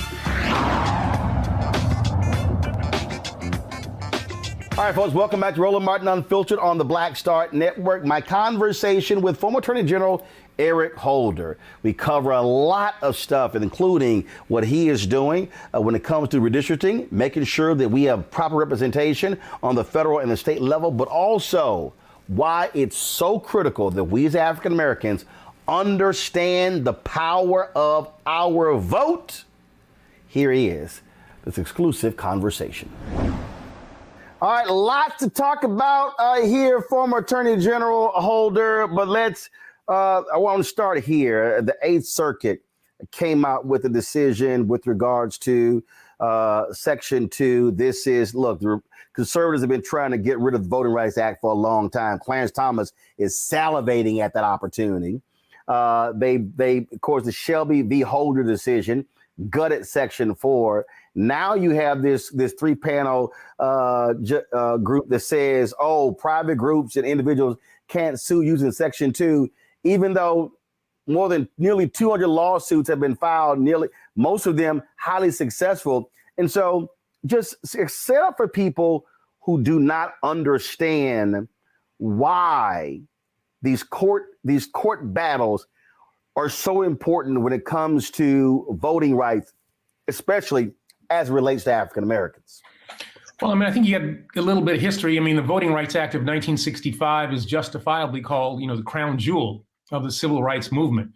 And it is the thing that really brought democracy, full democracy, to our nation. Still imperfect, but I mean, it really cured a lot of the issues that we had been dealing with as a nation for many years, and in particular, Black people in this country. We have seen since the Shelby County decision, I guess in 2013, this latest decision out of the Eighth Circuit, getting at Section 2, attempts to roll back the clock when it comes to voter protection for people of color generally, for African Americans more specifically. And the notion that this panel, a 2-to-1 decision, said that only the Attorney General of the United States can use Section 2 in bringing cases is totally inconsistent with the practice that has been in place since 1965, which I guess is like 58 years at this point, and inconsistent with what I did as head of the National Democratic Redistricting Committee just a few months ago when we brought a Section 2 case in Alabama that put in place for the first time another opportunity district in Alabama so that African Americans would have the ability to select a congressman of their choice, likely a Democrat, likely a Black person. Because of racial gerrymandering, they had been prevented from doing that for generations. The Section 2 cases that we have brought in Georgia, in Louisiana, all are at risk as a result of this Eighth Circuit opinion, which is inconsistent with what the Fifth Circuit said just a few weeks ago. Ultimately, I suppose this will be decided by, the United States Supreme Court. But what bothers me is that we're taking precedents and practices that are, as I said, half a century old, and simply because of the ideological makeup or the change in the ideological makeup of these courts, either at the circuit court level or in the United States Supreme Court, we are seeing a reversal of these precedents, and that's inconsistent with how we are supposed to do things. Precedent is supposed to matter. It's not supposed to be a function of the personnel on a particular court. It's supposed to be about the law, the facts, and precedent. And that Eighth Circuit opinion yesterday about Section 2 can't be used by private parties is inconsistent with precedent and with practice. So what you're saying that if this ruling is allowed to go forward, your group could not have sued in Alabama. Exactly right. Couldn't have sued in Alabama, couldn't have sued in Louisiana, couldn't have sued in Georgia, couldn't sue in Texas, couldn't sue in Florida. All the places where we have lawsuits that we have won. And that's something that people need to understand. We brought these cases in places where, the thought was, well, what are you bringing a case there? You're not going to win in the South. Yeah, we brought them in the South and we won. And it has an impact not only in the South, but in parts of the other parts of the country as well. But if this decision stands, it means that the National Democratic Redistricting Committee, the National Redistricting Foundation, a component of the NDRC, is out of the game, and it's all going to be on the Justice Department to bring these cases. Now, I think that Merrick Garland, will do a good job as Attorney General. Doesn't have huge amounts of resources to focus on these cases. He's got a lot of stuff on his plate. Kristen Clark as the head of civil rights. Again, another person I have great faith in. Vinita Gupta, a person I have great faith in, who's the Associate Attorney General. But they've got a lot of things on their plate. And as you said, I think very importantly at the beginning, the vast majority of these Section 2 cases have been brought over the years by private parties and sanctioned by the United States courts. And now 2 judges on the Eighth Circuit, again, 2-to-1 decision, said that practice is inconsistent with the language of the statute. They found something that nobody else apparently had seen for the last 58 years. And the reason, and again, I need people to understand who are watching and listening. The reason that distinction is so crucial, that, only the DOJ. Well, first of all, the DOJ has only filed, I saw one story, about 15 of these cases. That's one. But 2, if you have a Republican president that has a DOJ that doesn't give a damn about this here, you can bank on they're never going to file these cases. So the lawsuits that y'all filed, that suit was filed when Trump was president, right? Yeah. I mean, so again, for people listening, oh, if this court ruling goes into effect, oh, only the DOJ, which means that if it's likely a conservative president, they ain't filing any of these cases. No, I think that's right. I mean, it's not only an attack on precedent. The reality will be that you will then have enforcement of the Voting Rights Act, the Section 2 component of the Voting Rights Act, will really depend on who the Attorney General is, what's the ideological makeup of that administration. And here we're talking about fundamental issues of justice, fundamental issues of voting fairness. And that should not have to rely on who the Attorney General is, who the president is. There are certain things that are supposed to be immutable. And that is a commitment to making sure that there is as much equality as is possible in our voting system. You can bet that, I don't know what the exact statistics are, but there were a lot more of these cases brought during the Obama years than there were during the Trump years, a lot more in the Biden years than there were in the Trump years. And that, to put all of the weight for the responsibility of the enforcement of Section 2 on the Justice Department, inconsistent again with precedent, inconsistent with practice, and ultimately bad for the American people. I spend lots of time, and I've been doing this lately. I call it Civics 101, trying to explain to people who don't live and breathe this stuff every day how crucial the courts are. And in fact, on my bookshelf over there, I've got a book, and Jack Bass is the author. And I read this book when I was in college, and it blew me away in reading this book because it's called Unlikely Heroes, the Fifth Circuit 4. And it talked about Brown versus Board of Education. Actually, that's what it talked about, the impact of the Fifth Circuit judges and how they were the ones who really interpreted but put into practice the Brown versus Board of Education decision. And what people have to understand, and I try to walk people through who say, oh, that's performative, Biden picking Judge Ketanji Brown Jackson for the Supreme Court, or Roland, these 50 black federal judges, they don't matter. And I just sit here and go, folks, y'all need to understand the 150 federal judges that Biden Harris has picked. If they get reelected, they probably going to pick another 200 some odd judges. So that's more than 350. It's only about 930 federal judges. And so it's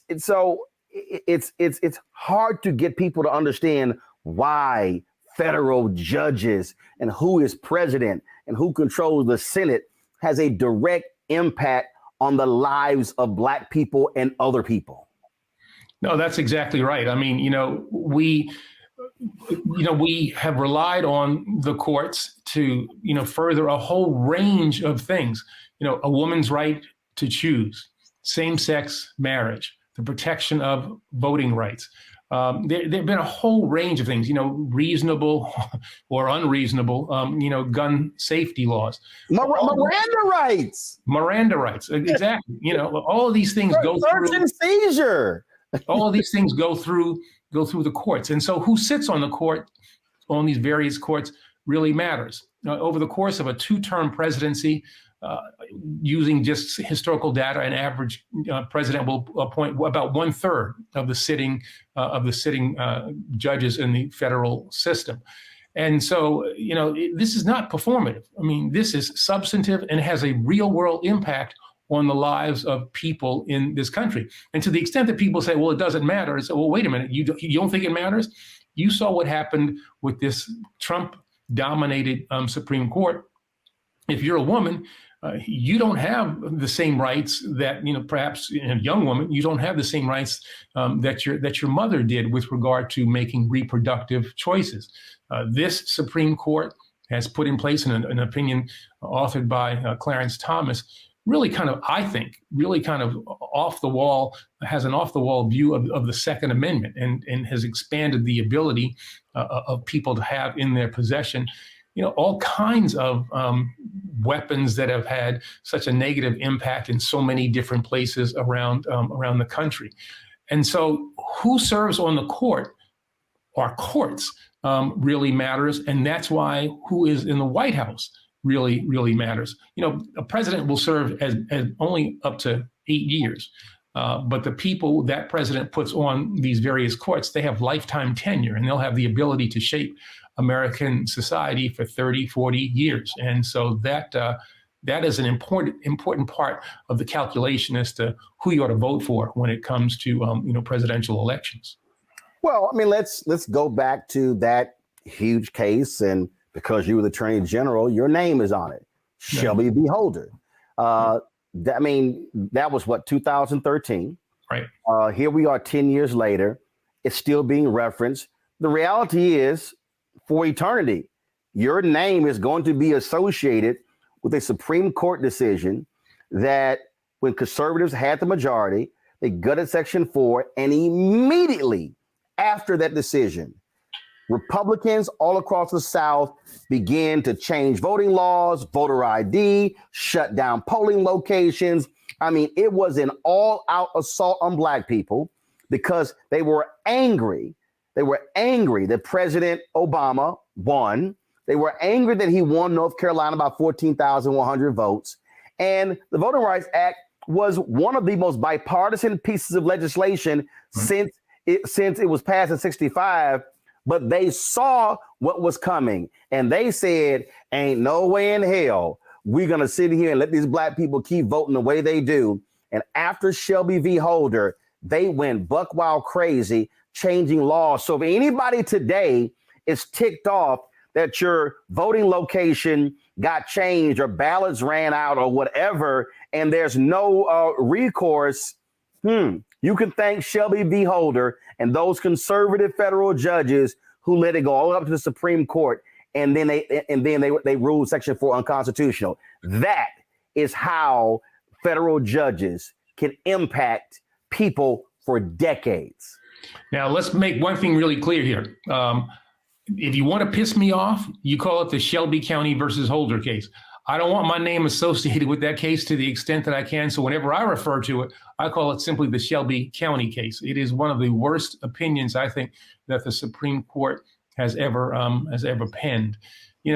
As a result of the Shelby County case, which really did away with the pre-clearance ability of the Justice Department to look at proposed voter changes, voting changes in states that were covered by the Voting Rights Act, we have seen 1,700 polling places closed around the country, which leads to long lines. And while I know everybody's going to be shocked to hear this, longer lines predominantly in communities of color. We have seen voter purges disproportionately in communities of color. And so when Georgia puts in place a law that says you can't give somebody who's waiting in line food or water, you think, well, what is that all about? Well, a Shelby County case, close down some polling places. You make the lines extremely long. You make it difficult for people to stay in line by not being able to give them food or water. So a few people leave, don't actually vote. And the margins in our elections now are so small that if a few people leave the voting lines in a few precincts, maybe that has an impact overall on, who wins in a local race, who wins in a state race, and who may even win. Sherry Beasley lost to be the Chief Justice of North Carolina Supreme Court by 400 votes. Right. Yeah. And so these changes matter. And the thing about the Shelby County case is that, in the case, very famously, the Chief Justice said, America has changed. Well, yeah, America has changed, but America is not yet at the place where it needs to be. And if you needed any proof of that, what you said before is extremely important. Immediately after the Shelby County case was decided, a whole range of voter suppression things were put in place in states in the South, predominantly because those were the states covered by the Voting Rights Act, that would have been stopped by the Justice Department had the Shelby County case not been put in place. These unnecessary photo ID laws, these closing of polling places, the changing of polling locations, a whole range of things happened as a result of the Shelby County case. Justice Ginsburg had it right when she said that the changes that the court is making were going to have a really negative impact on democracy in our country. And the proof has has shown that she was right and that the Chief Justice was wrong. It was a 5-4 decision. It was an ideological opinion and went against Congress that in the House voted unanimously to say that, yeah, we needed to have a further reauthorization of the Voting Rights Act. And I think there were only 2 senators who voted against the reauthorization, signed by a Republican president, George W. Bush. But the Supreme Court, 5 justices on the Supreme Court, took it upon themselves to do away with an important part of the Voting Rights Act. And now potentially will do away with another part of the Voting Rights Act, that is Section 2, and the ability of private parties to bring lawsuits under Section 2. Hold tight 1 second to go to a break. We'll be right back with former Attorney General Eric Holder. We're on Roland Martin Unfiltered on the Black Star Network. When you talk about blackness and what happens in black culture, we're about covering these things that matter to us, speaking to our issues and concerns. This is a genuine people-powered movement. There's a lot of stuff that we're not getting. You get it, and you spread the word. We wish to plead our own cause. Too long have others spoken for us. We cannot tell our own story if we can't pay for it. This is about covering us. Invest in black-owned media. Your dollars matter. We don't have to keep asking them to cover our stuff. So please support us in what we do, folks. We want to hit 2,000 people, $50 this month, raise $100,000. We're behind 100,000, so we want to hit that. Y'all money makes this possible. Check some money orders. Go to P.O. Box 57196, Washington, D.C. 20037-0196. The Cash App is $RM Unfiltered. PayPal is R Martin Unfiltered. Venmo is RM Unfiltered. Zelle is Roland at RolandSMartin.com. Hey, what's up? It's Sammy Roman. Hey, it's John Murray, the executive producer of the new Sherry Shepherd Talk Show. It's me, Sherry Shepherd, and you know what you're watching, Roland Martin Unfiltered.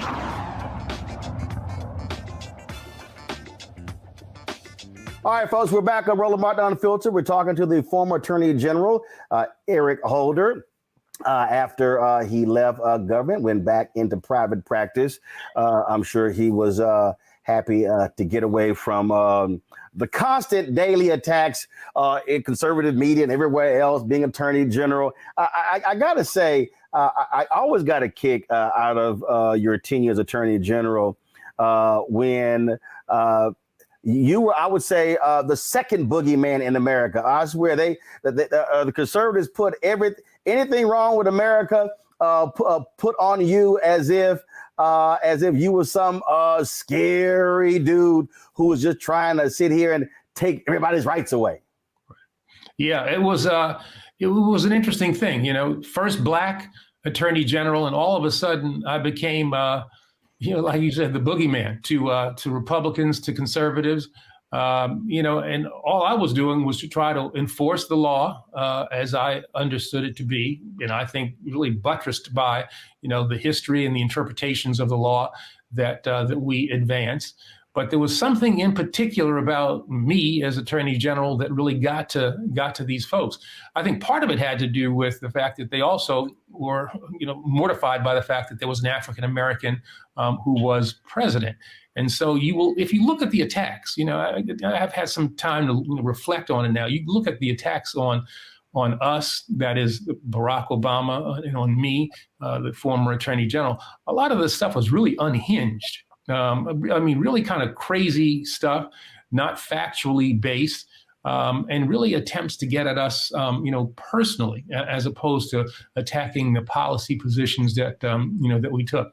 But, part of the game, and I'm proud of the work that we did. I think history is going to be kind to Barack Obama, his tenure as president, and hopefully we'll look at my time as Attorney General in the same way.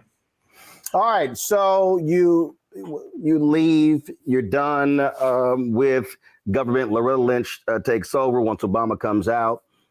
Then let's talk about this redistricting effort. I've said it before. I don't have a problem saying it now, that I thought one of the biggest mistakes of the Obama presidency was not focusing on not getting the DNC locked and loaded on these congressional races, these state races all across the country. I thought that you just said something before we went to break that was critically important. And I said this to people then. He was only going to be there 8 years.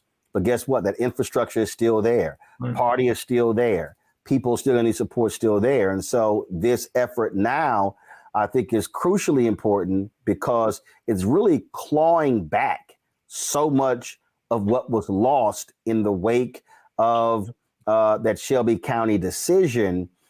And we're seeing the fruits of that labor now. I just wish folks were that aggressive after 2013, or really even before that, because many of us saw this thing coming down the line until it then became reality. Yeah, I think, there's some validity to the notion that Democrats did not take seriously enough the redistricting that happened in 2011 after, the 2010 election, which, the president famously called, a shellacking. Republicans used that power from the 2010 election in 2011 to gerrymander on a scale that we had not seen, for some time. Princeton University did a study and said that was the worst gerrymandering of the past 50 years. And we've had to live with that, since 2012. I mean, in 2012 was a very, a good example. You look at the House of Representatives after that gerrymandering done by Republicans. Democrats get 1.4 million more votes than Republicans for the United States House of Representatives and end up with a 33-seat deficit only as a result of gerrymandering. That's one of the reasons why we formed up the National Democratic Redistricting Committee to try to make sure that the redistricting done in 2021 was more fair. And that's the deal. I just want to make it fair, because if it's fair, Democrats, progressives will do just fine. We don't have to put our thumb on the scale. New York Times has said that the redistricting done in 2021, after we come into existence, was the most fair of the past 40 years.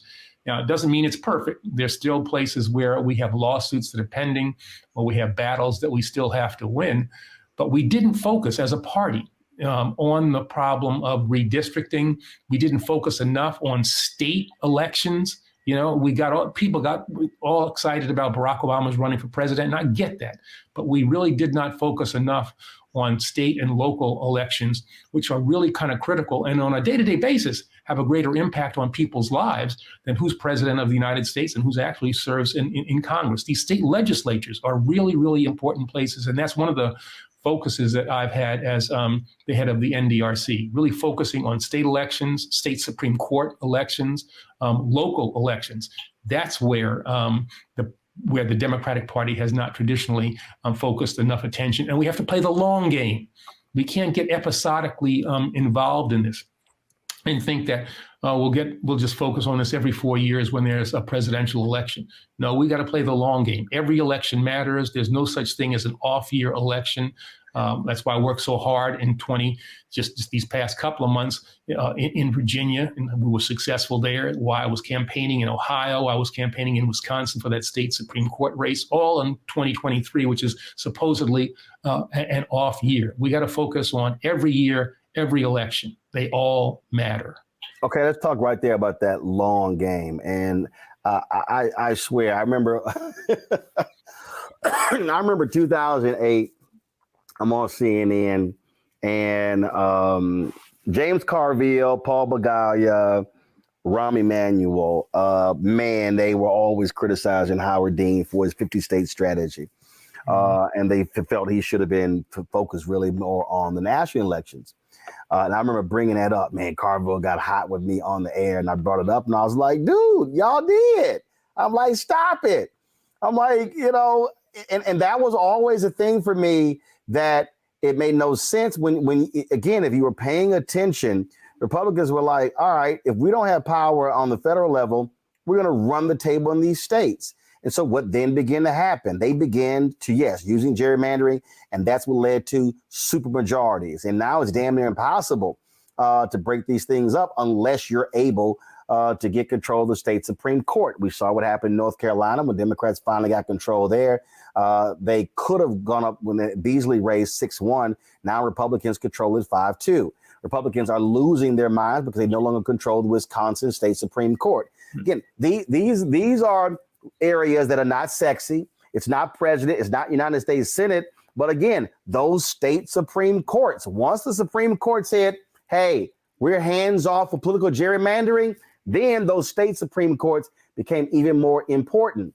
And I think that point right there, Democrats had better understand you must be thinking 20, 30, 40, 50 years and not just the next election in 2 years or 4 years. I was telling one guy, Ellie Mister was on a panel at CBCF, and he was like, we've lost the courts for 50 years. I said, no, Ellie, you haven't. He was like, how so? I said, well, Biden-Harris appointed 150 judges. I said, they win in 2024. You could probably say another 200 judges. I said, but Democrats win again in 2028. I said, let's say it's another 200 judges. I said, dude, that's 500. I said, we're talking about 550 judges. I said, y'all got to stop thinking, again, so short. Think about how do you win long term to change the country? No, that's exactly right. I mean, this focus on, well, what's going to happen over the course of the next 2 years, 3, 4 years. I mean, that's fine. That's a good way to spur people to action. But the focus truly has to be over the long term. What's going to happen this decade? What's going to happen over the course of the next 20 years? We're going to have to claw back some of the power that was, I think, unjustifiably taken away from us with regard to that gerrymandering effort in 2011 that led to these unrepresentative state legislatures. And people need to understand, these state legislatures are the ones that draw the lines for the United States House of Representatives. And so if you have a gerrymandered state legislature, it can draw gerrymandered congressional districts for its state, and you end up with a gerrymandered House of Representatives. And so we got to play the long game. And that means making sure, as I said before, every election is going to matter, and be thinking that, don't have this defeatist notion, we can't do anything for the next 30, 40 years. Really? I mean, Dr. King, John Lewis, Diane Nash must have looked at a system of American apartheid at some point and said, are we really going to be able to bring this thing down that's been in existence for over 150 years, whatever, 200 years?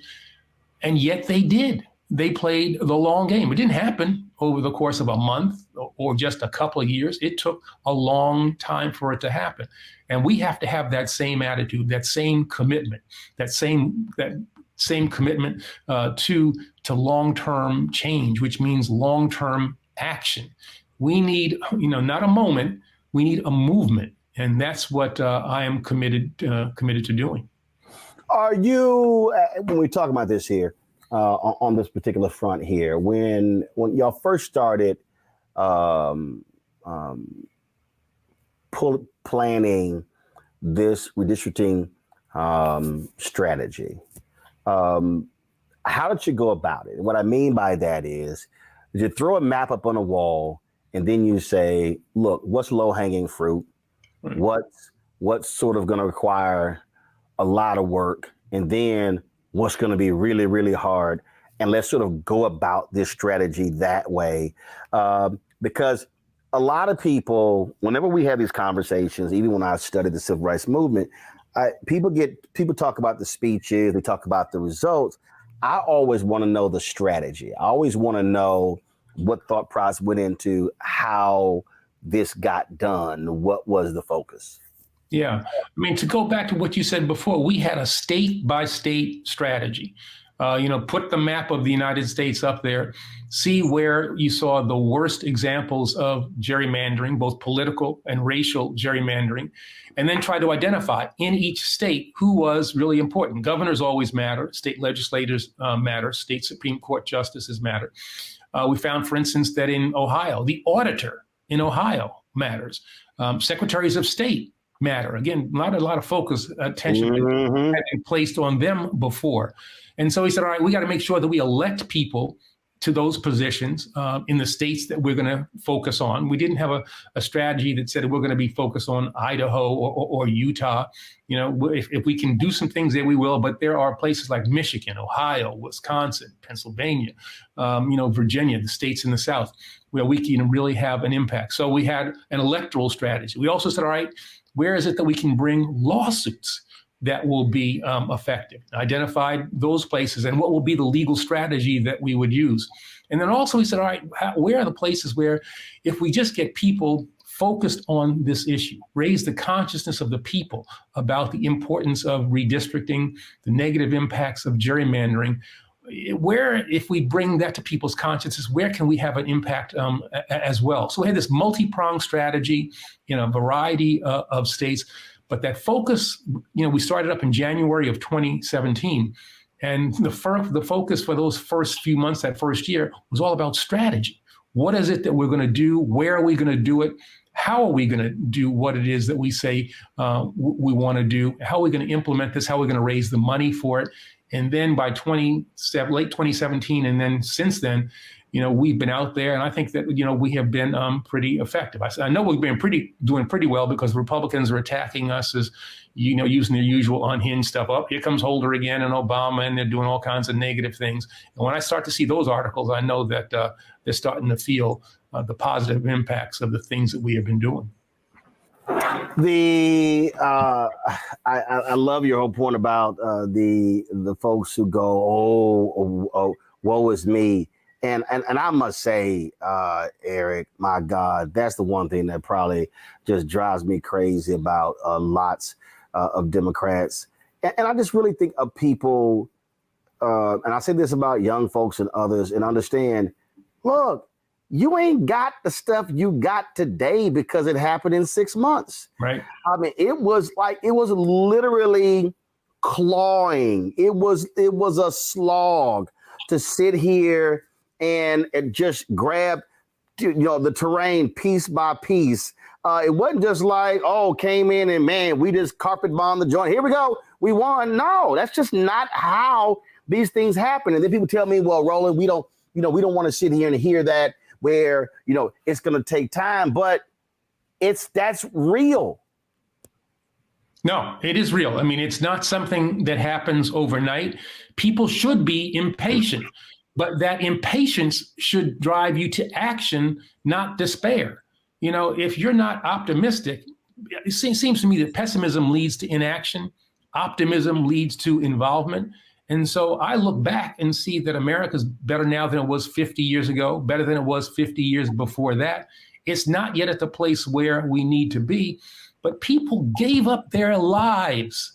They gave up their lives so that I would have opportunities that they did not. My father served in World War II, and while he was in uniform in this country, was told to get to the back of a bus in North Carolina, told to go around the corner to get a hamburger while he was in Oklahoma. In World War II, while he was in uniform, and his boy became Attorney General of the United States. Now, that's progress.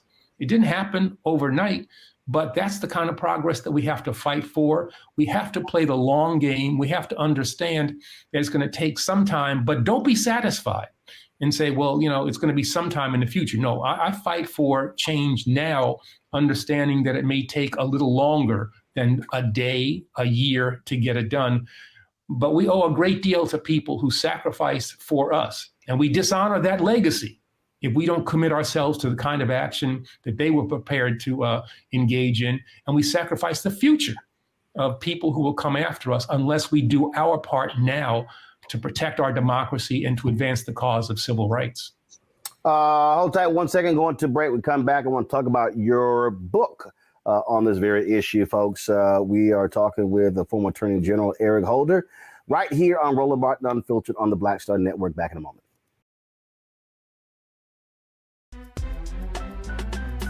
I'm Faraji Muhammad, live from LA. And this is The Culture. The Culture is a two-way conversation. You and me. We talk about the stories, politics, the good, the bad, and the downright ugly. So join our community every day at 3 p.m. Eastern and let your voice be heard. Hey, we're all in this together. So let's talk about it and see what kind of trouble we can get into. It's The Culture. Weekdays at 3, only on the Black Star Network. When you talk about blackness and what happens in black culture, we're about covering these things that matter to us, speaking to our issues and concerns. This is a genuine people-powered movement. There's a lot of stuff that we're not getting. You get it, and you spread the word. We wish to plead our own cause. Too long have others spoken for us. We cannot tell our own story if we can't pay for it. This is about covering us. Invest in black-owned media. Your dollars matter. We don't have to keep asking them to cover our stuff. So please support us in what we do, folks.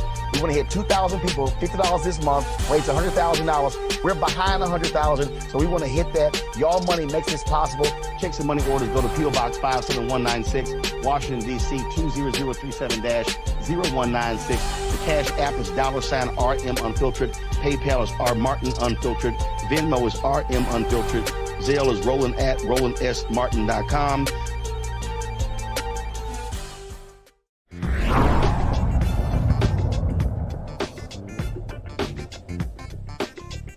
All right, folks, welcome back to Roland Martin Unfiltered on the Black Star Network. Our conversation with the former Attorney General, Eric Holder.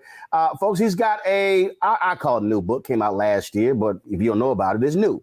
It's called Our Unfinished March, The Violent Past and Imperiled Future of the Vote, A History, a Crisis, a Plan. We've been talking about the vote with regards to so much of this. And before we went to the break, we were talking about, again, sort of how y'all targeted the state by state states looking at this. And I look at now, the Congressional Black Caucus is its largest ever. If these positions, if the court cases in Florida, Georgia, we saw what happened in Alabama, Louisiana, potentially you could have 4 to 6 new CBC members.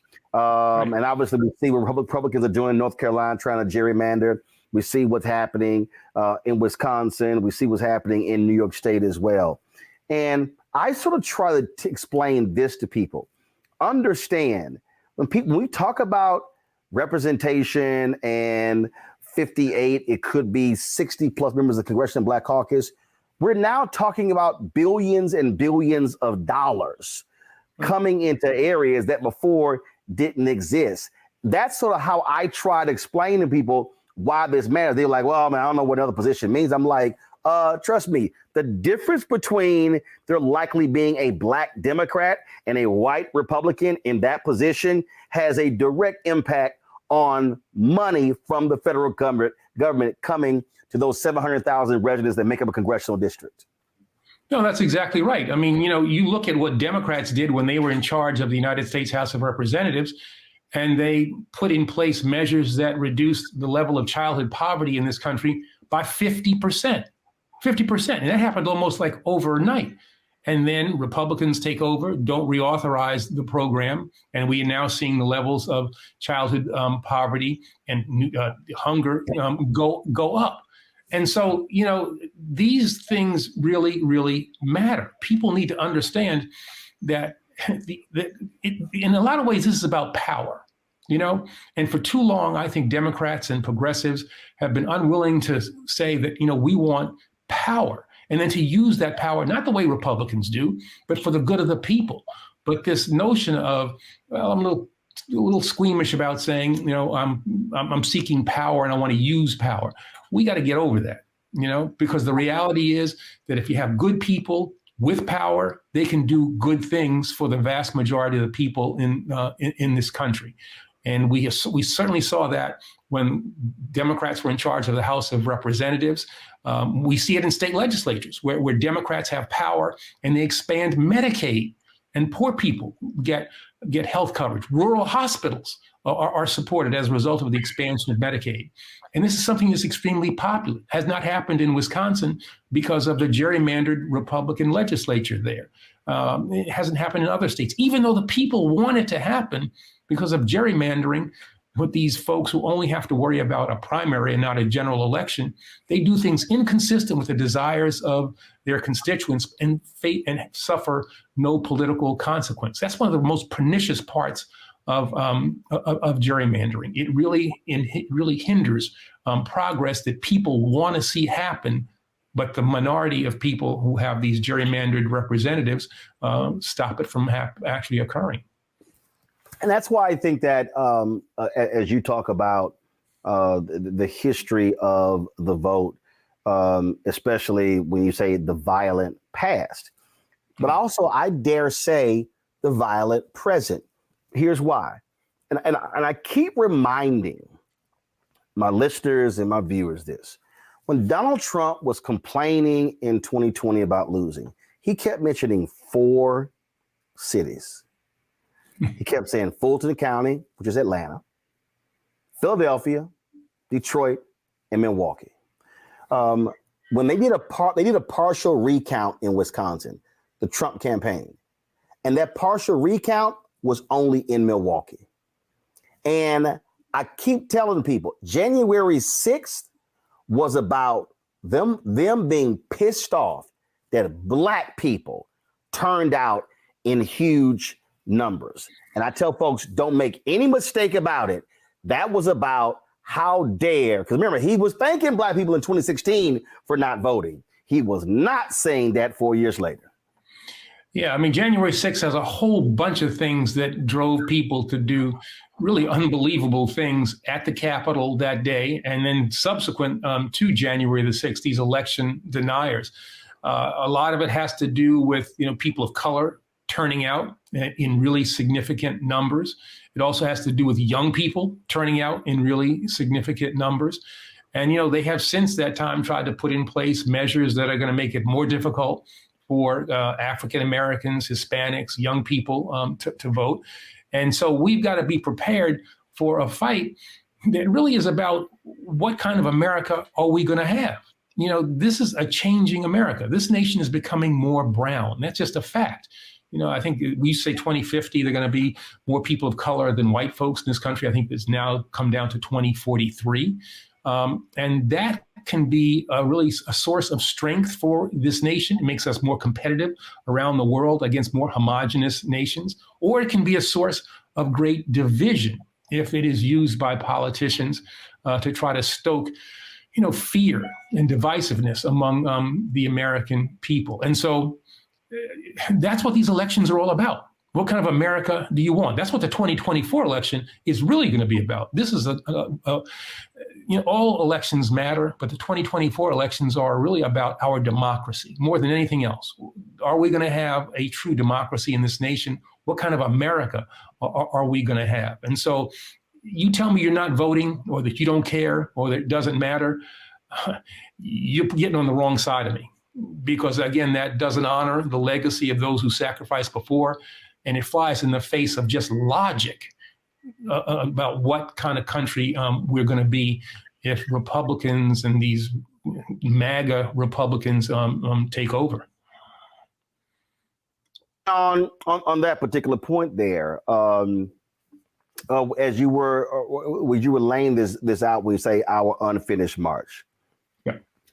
Again, I'm always trying. I talk about connecting the dots, because I think sometimes what happens is some people think about voting and go, well, that's just that one thing.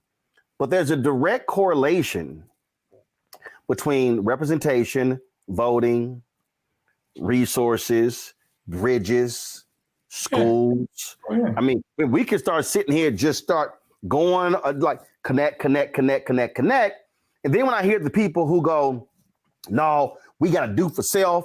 We can't care about government. And I keep saying, Elon Musk is the richest person in the world, and because of government subsidies.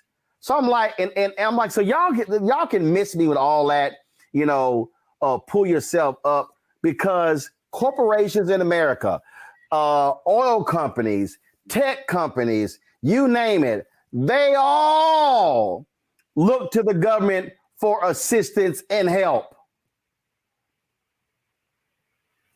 Yeah, I mean, well, no, that's elections matter in really, really significant ways. I talked before about, the lowering in a significant way of childhood hunger.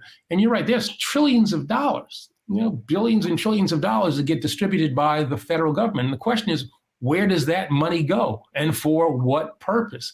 If you've got Democrats in charge as opposed to MAGA Republicans in charge, you're going to see fundamentally different priorities. The Donald Trump administration had a tax cut of $1.7 trillion, whatever it was.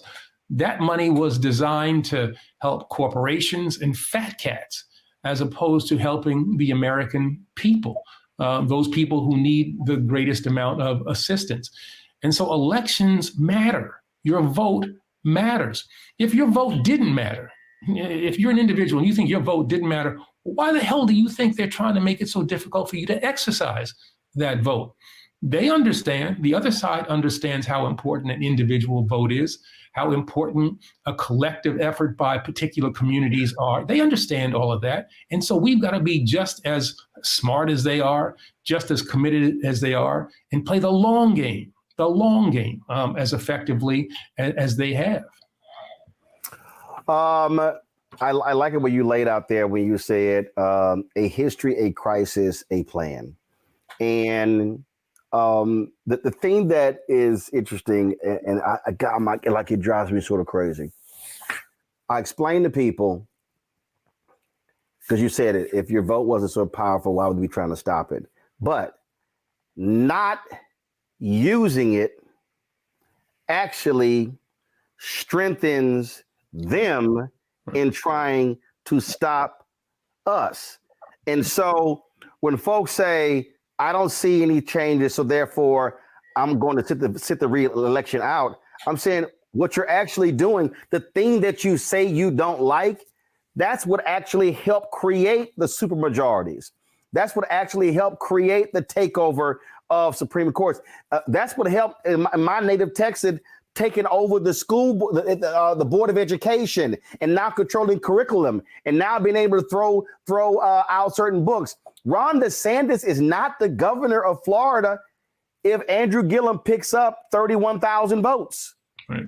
Left by 30,000 votes. And so I'm always saying, folks, do understand, when you choose to sit at home, you're actually empowering those who are steadfast against you. Well, that's exactly right. Because here's the reality.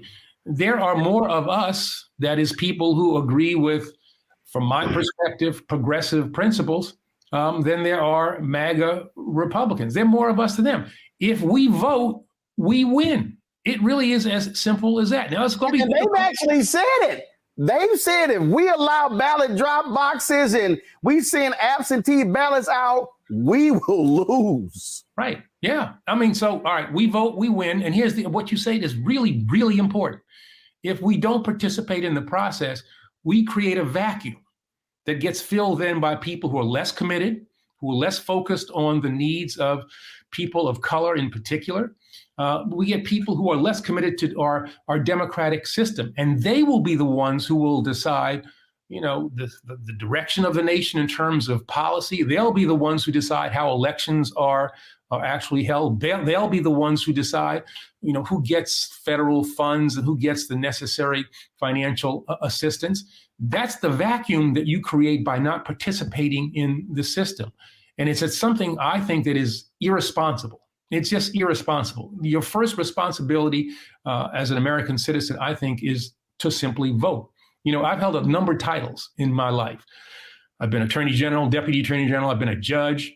But the most important title is the one that I have right now, and that's American citizen.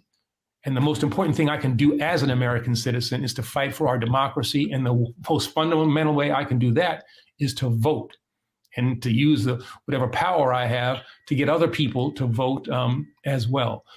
People should not underestimate the power of their vote. The civil rights movement was all about empowering people to vote. The Selma to Montgomery March, people, here, that's a legendary thing, the Edmund Pettus Bridge. That was about getting people in Alabama the right to vote. Dr. King understood that better than anything. There's an economic part of the civil rights struggle, certainly. But the core of the civil rights movement was getting people the right to vote. So as you have gone about this country, as you've done book signings as well, who's in the audience? Because when I look at the numbers, and let's just be real clear, historically, we understand that, frankly, older voters vote off the charts. It's always 65 plus, then it's 50 to 64.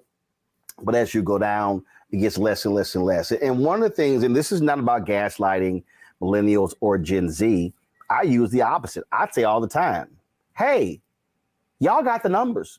It's more y'all than baby boomers. Right. It's more y'all than Gen X. But guess what? Demographics don't mean a damn thing if you don't use it to your advantage. No, that's exactly right. I mean, the largest voting bloc in the country now, young people, not baby boomers. I'm a baby boomer, and we have disproportionate amounts of power because we vote in greater proportions than young people do. And, young people are the ones that have the most at stake. What's the climate going to look like? What's our democracy going to look like? What are the ability of women to decide what they are going to do with their bodies? These are all the kinds of things that will affect the younger generation to a much greater degree than it will affect those of us who are in the fourth quarter, of our lives. And so they have much more at stake. And yet young people don't vote in ways that they could. There is huge amounts of power. Again, we get back to that whole notion of power, huge amounts of power that young people leave on the table because they don't engage in the process. We saw in Wisconsin, in that election for that Wisconsin State Supreme Court race, Janet Protasiewicz, she's was a great candidate. She's going to be a great justice on the Supreme Court. She turned out young people in that election, and in what is a 50-50 state, she won by 11 points. Largely because of getting African Americans and young people out to vote for her. There's a lot to be learned from that Wisconsin race. You energize young people, you energize people of color, you can really build winning coalitions. It's about putting together again, the Obama coalition of 2008. That is a governing coalition. It's power that we need to be able to acquire and then use for appropriate purposes. Hold tight 1 second, going to our final break. We come back, we'll finish our conversation with former Attorney General Eric Holder right here on Roland Martin Unfiltered on the Black Star Network. Back in a moment. Hatred on the streets, a horrific scene, a white nationalist rally that descended into deadly violence. White people are losing their damn minds. As an angry pro-Trump mob storms the U.S. Capitol, we've seen We're about to see the rise of what I call white minority resistance. We have seen white folks in this country who simply cannot tolerate black folks voting. I think what we're seeing is the inevitable result of violent denial. This is part of American history. Every time that people of color have made progress, whether real or symbolic, there has been what Carol Anderson at Emory University calls white rage as a backlash. This is the rise of the Proud Boys and the Boogaloo Boys. America, there's going to be more of this. Here's all the Proud Boys, guys. This country is getting increasingly racist in its behaviors and its attitudes because of the fear of white people. The fear that they're taking our jobs, they're taking our resources, they're taking our women. This is white fear.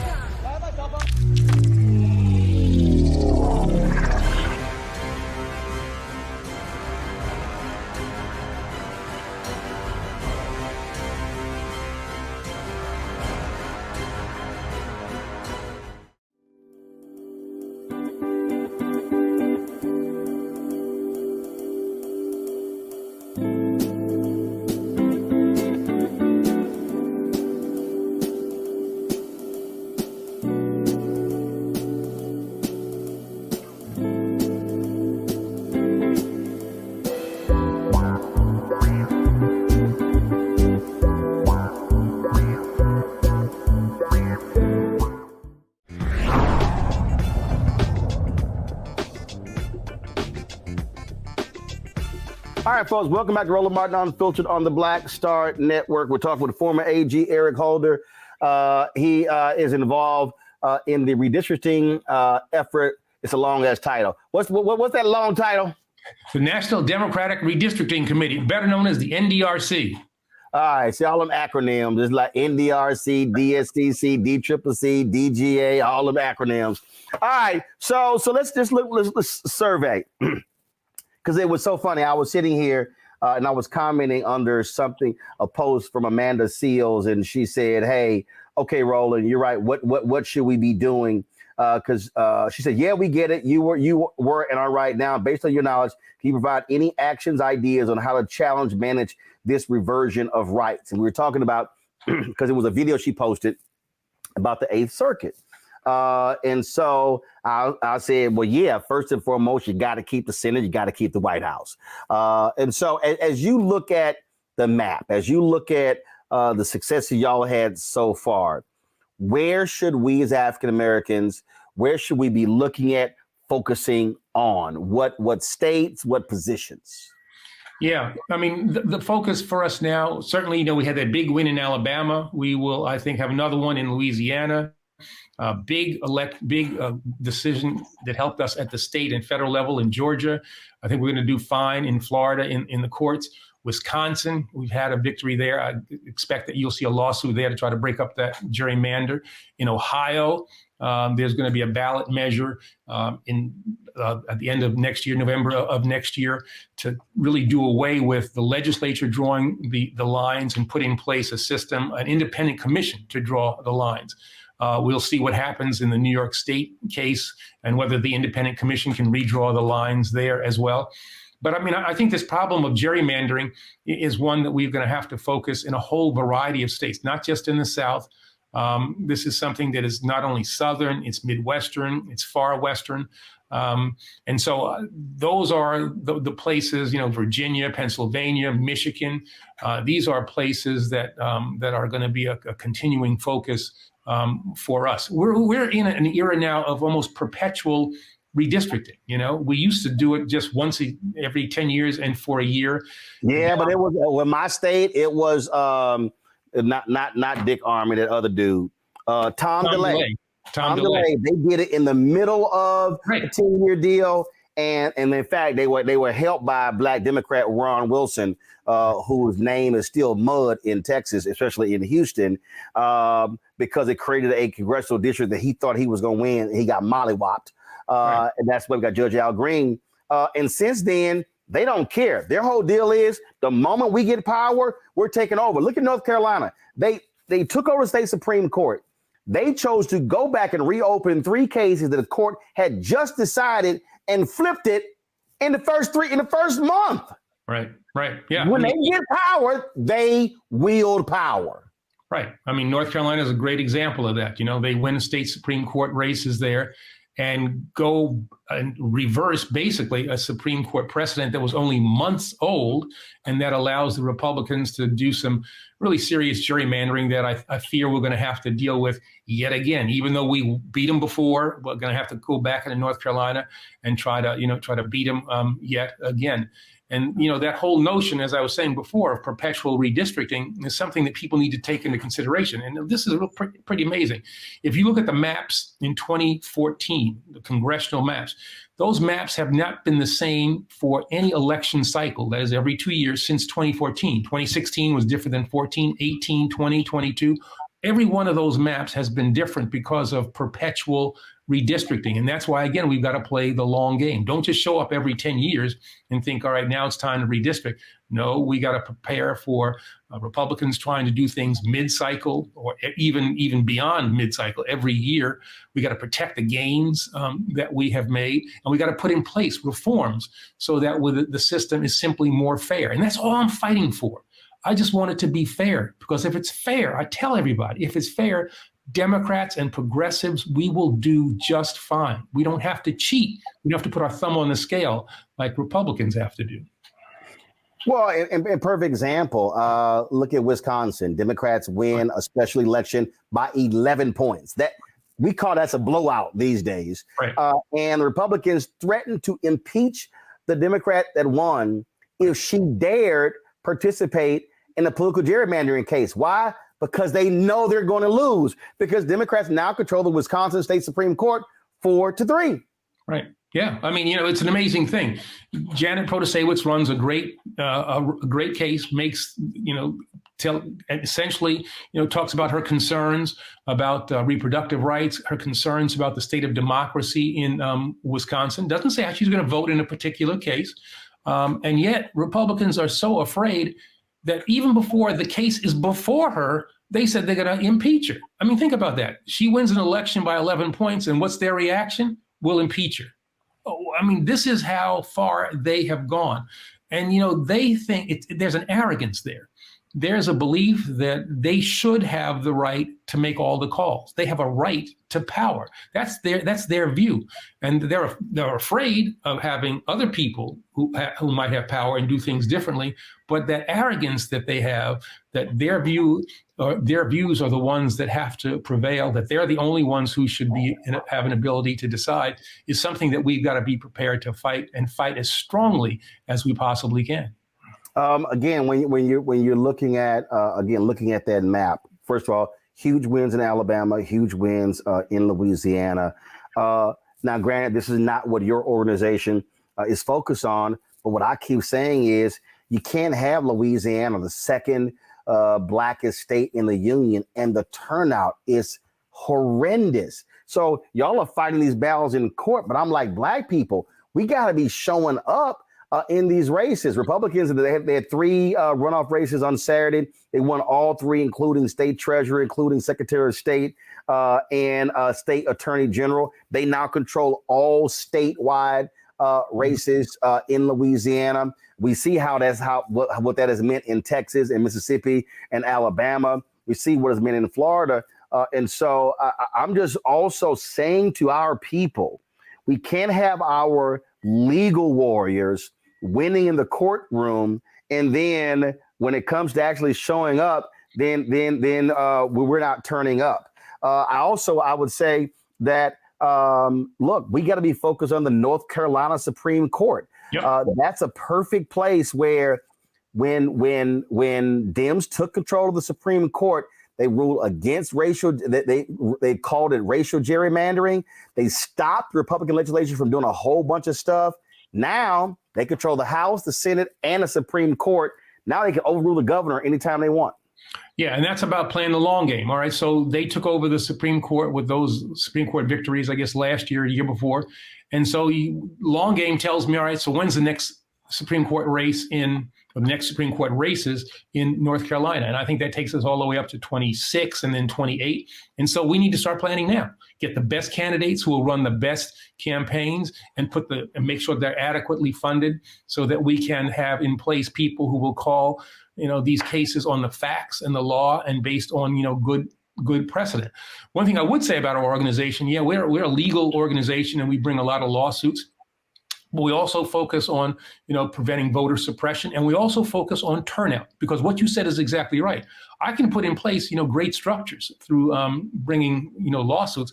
If people don't vote, these great structures that we put in place really don't matter. And so what we have tried to do is make sure that we have a great electoral program, make sure that we are bringing, good lawsuits, but also making sure that we are energizing people to get out and to vote. And that's been a big part of the conversation that we've been having today, and something that I hope people will hear from this former attorney general. You need to get yourself to the polls every time there is an election. Understand that if you don't vote, other people who are not sharing your worldview are going to have power that you are giving to them. All right. Well, Eric Holder, always glad to chat with you. Glad to see you. We always bump into each other in and around the city. You're a man about town. I'm always seeing you doing social stuff. I'm not out there nearly as much as you are, Yeah, right. You always somewhere with Sharon. So, and let her know she's been talking smack for about 7-8 years about her gumbo, and I ain't had it yet. So, don't mess with her now. She's a Mobile, Alabama woman now. That don't mean nothing. My grandparents from Opelousas, Louisiana. Anytime she ready to have gumbo wars, let's go. Let's do it, man. All right. Have a great holidays. All right, man. Have a good one, too. Thanks so much for having me. Thanks a lot. Folks, that's it for us. Fantastic show. I want y'all to have a fabulous Thanksgiving.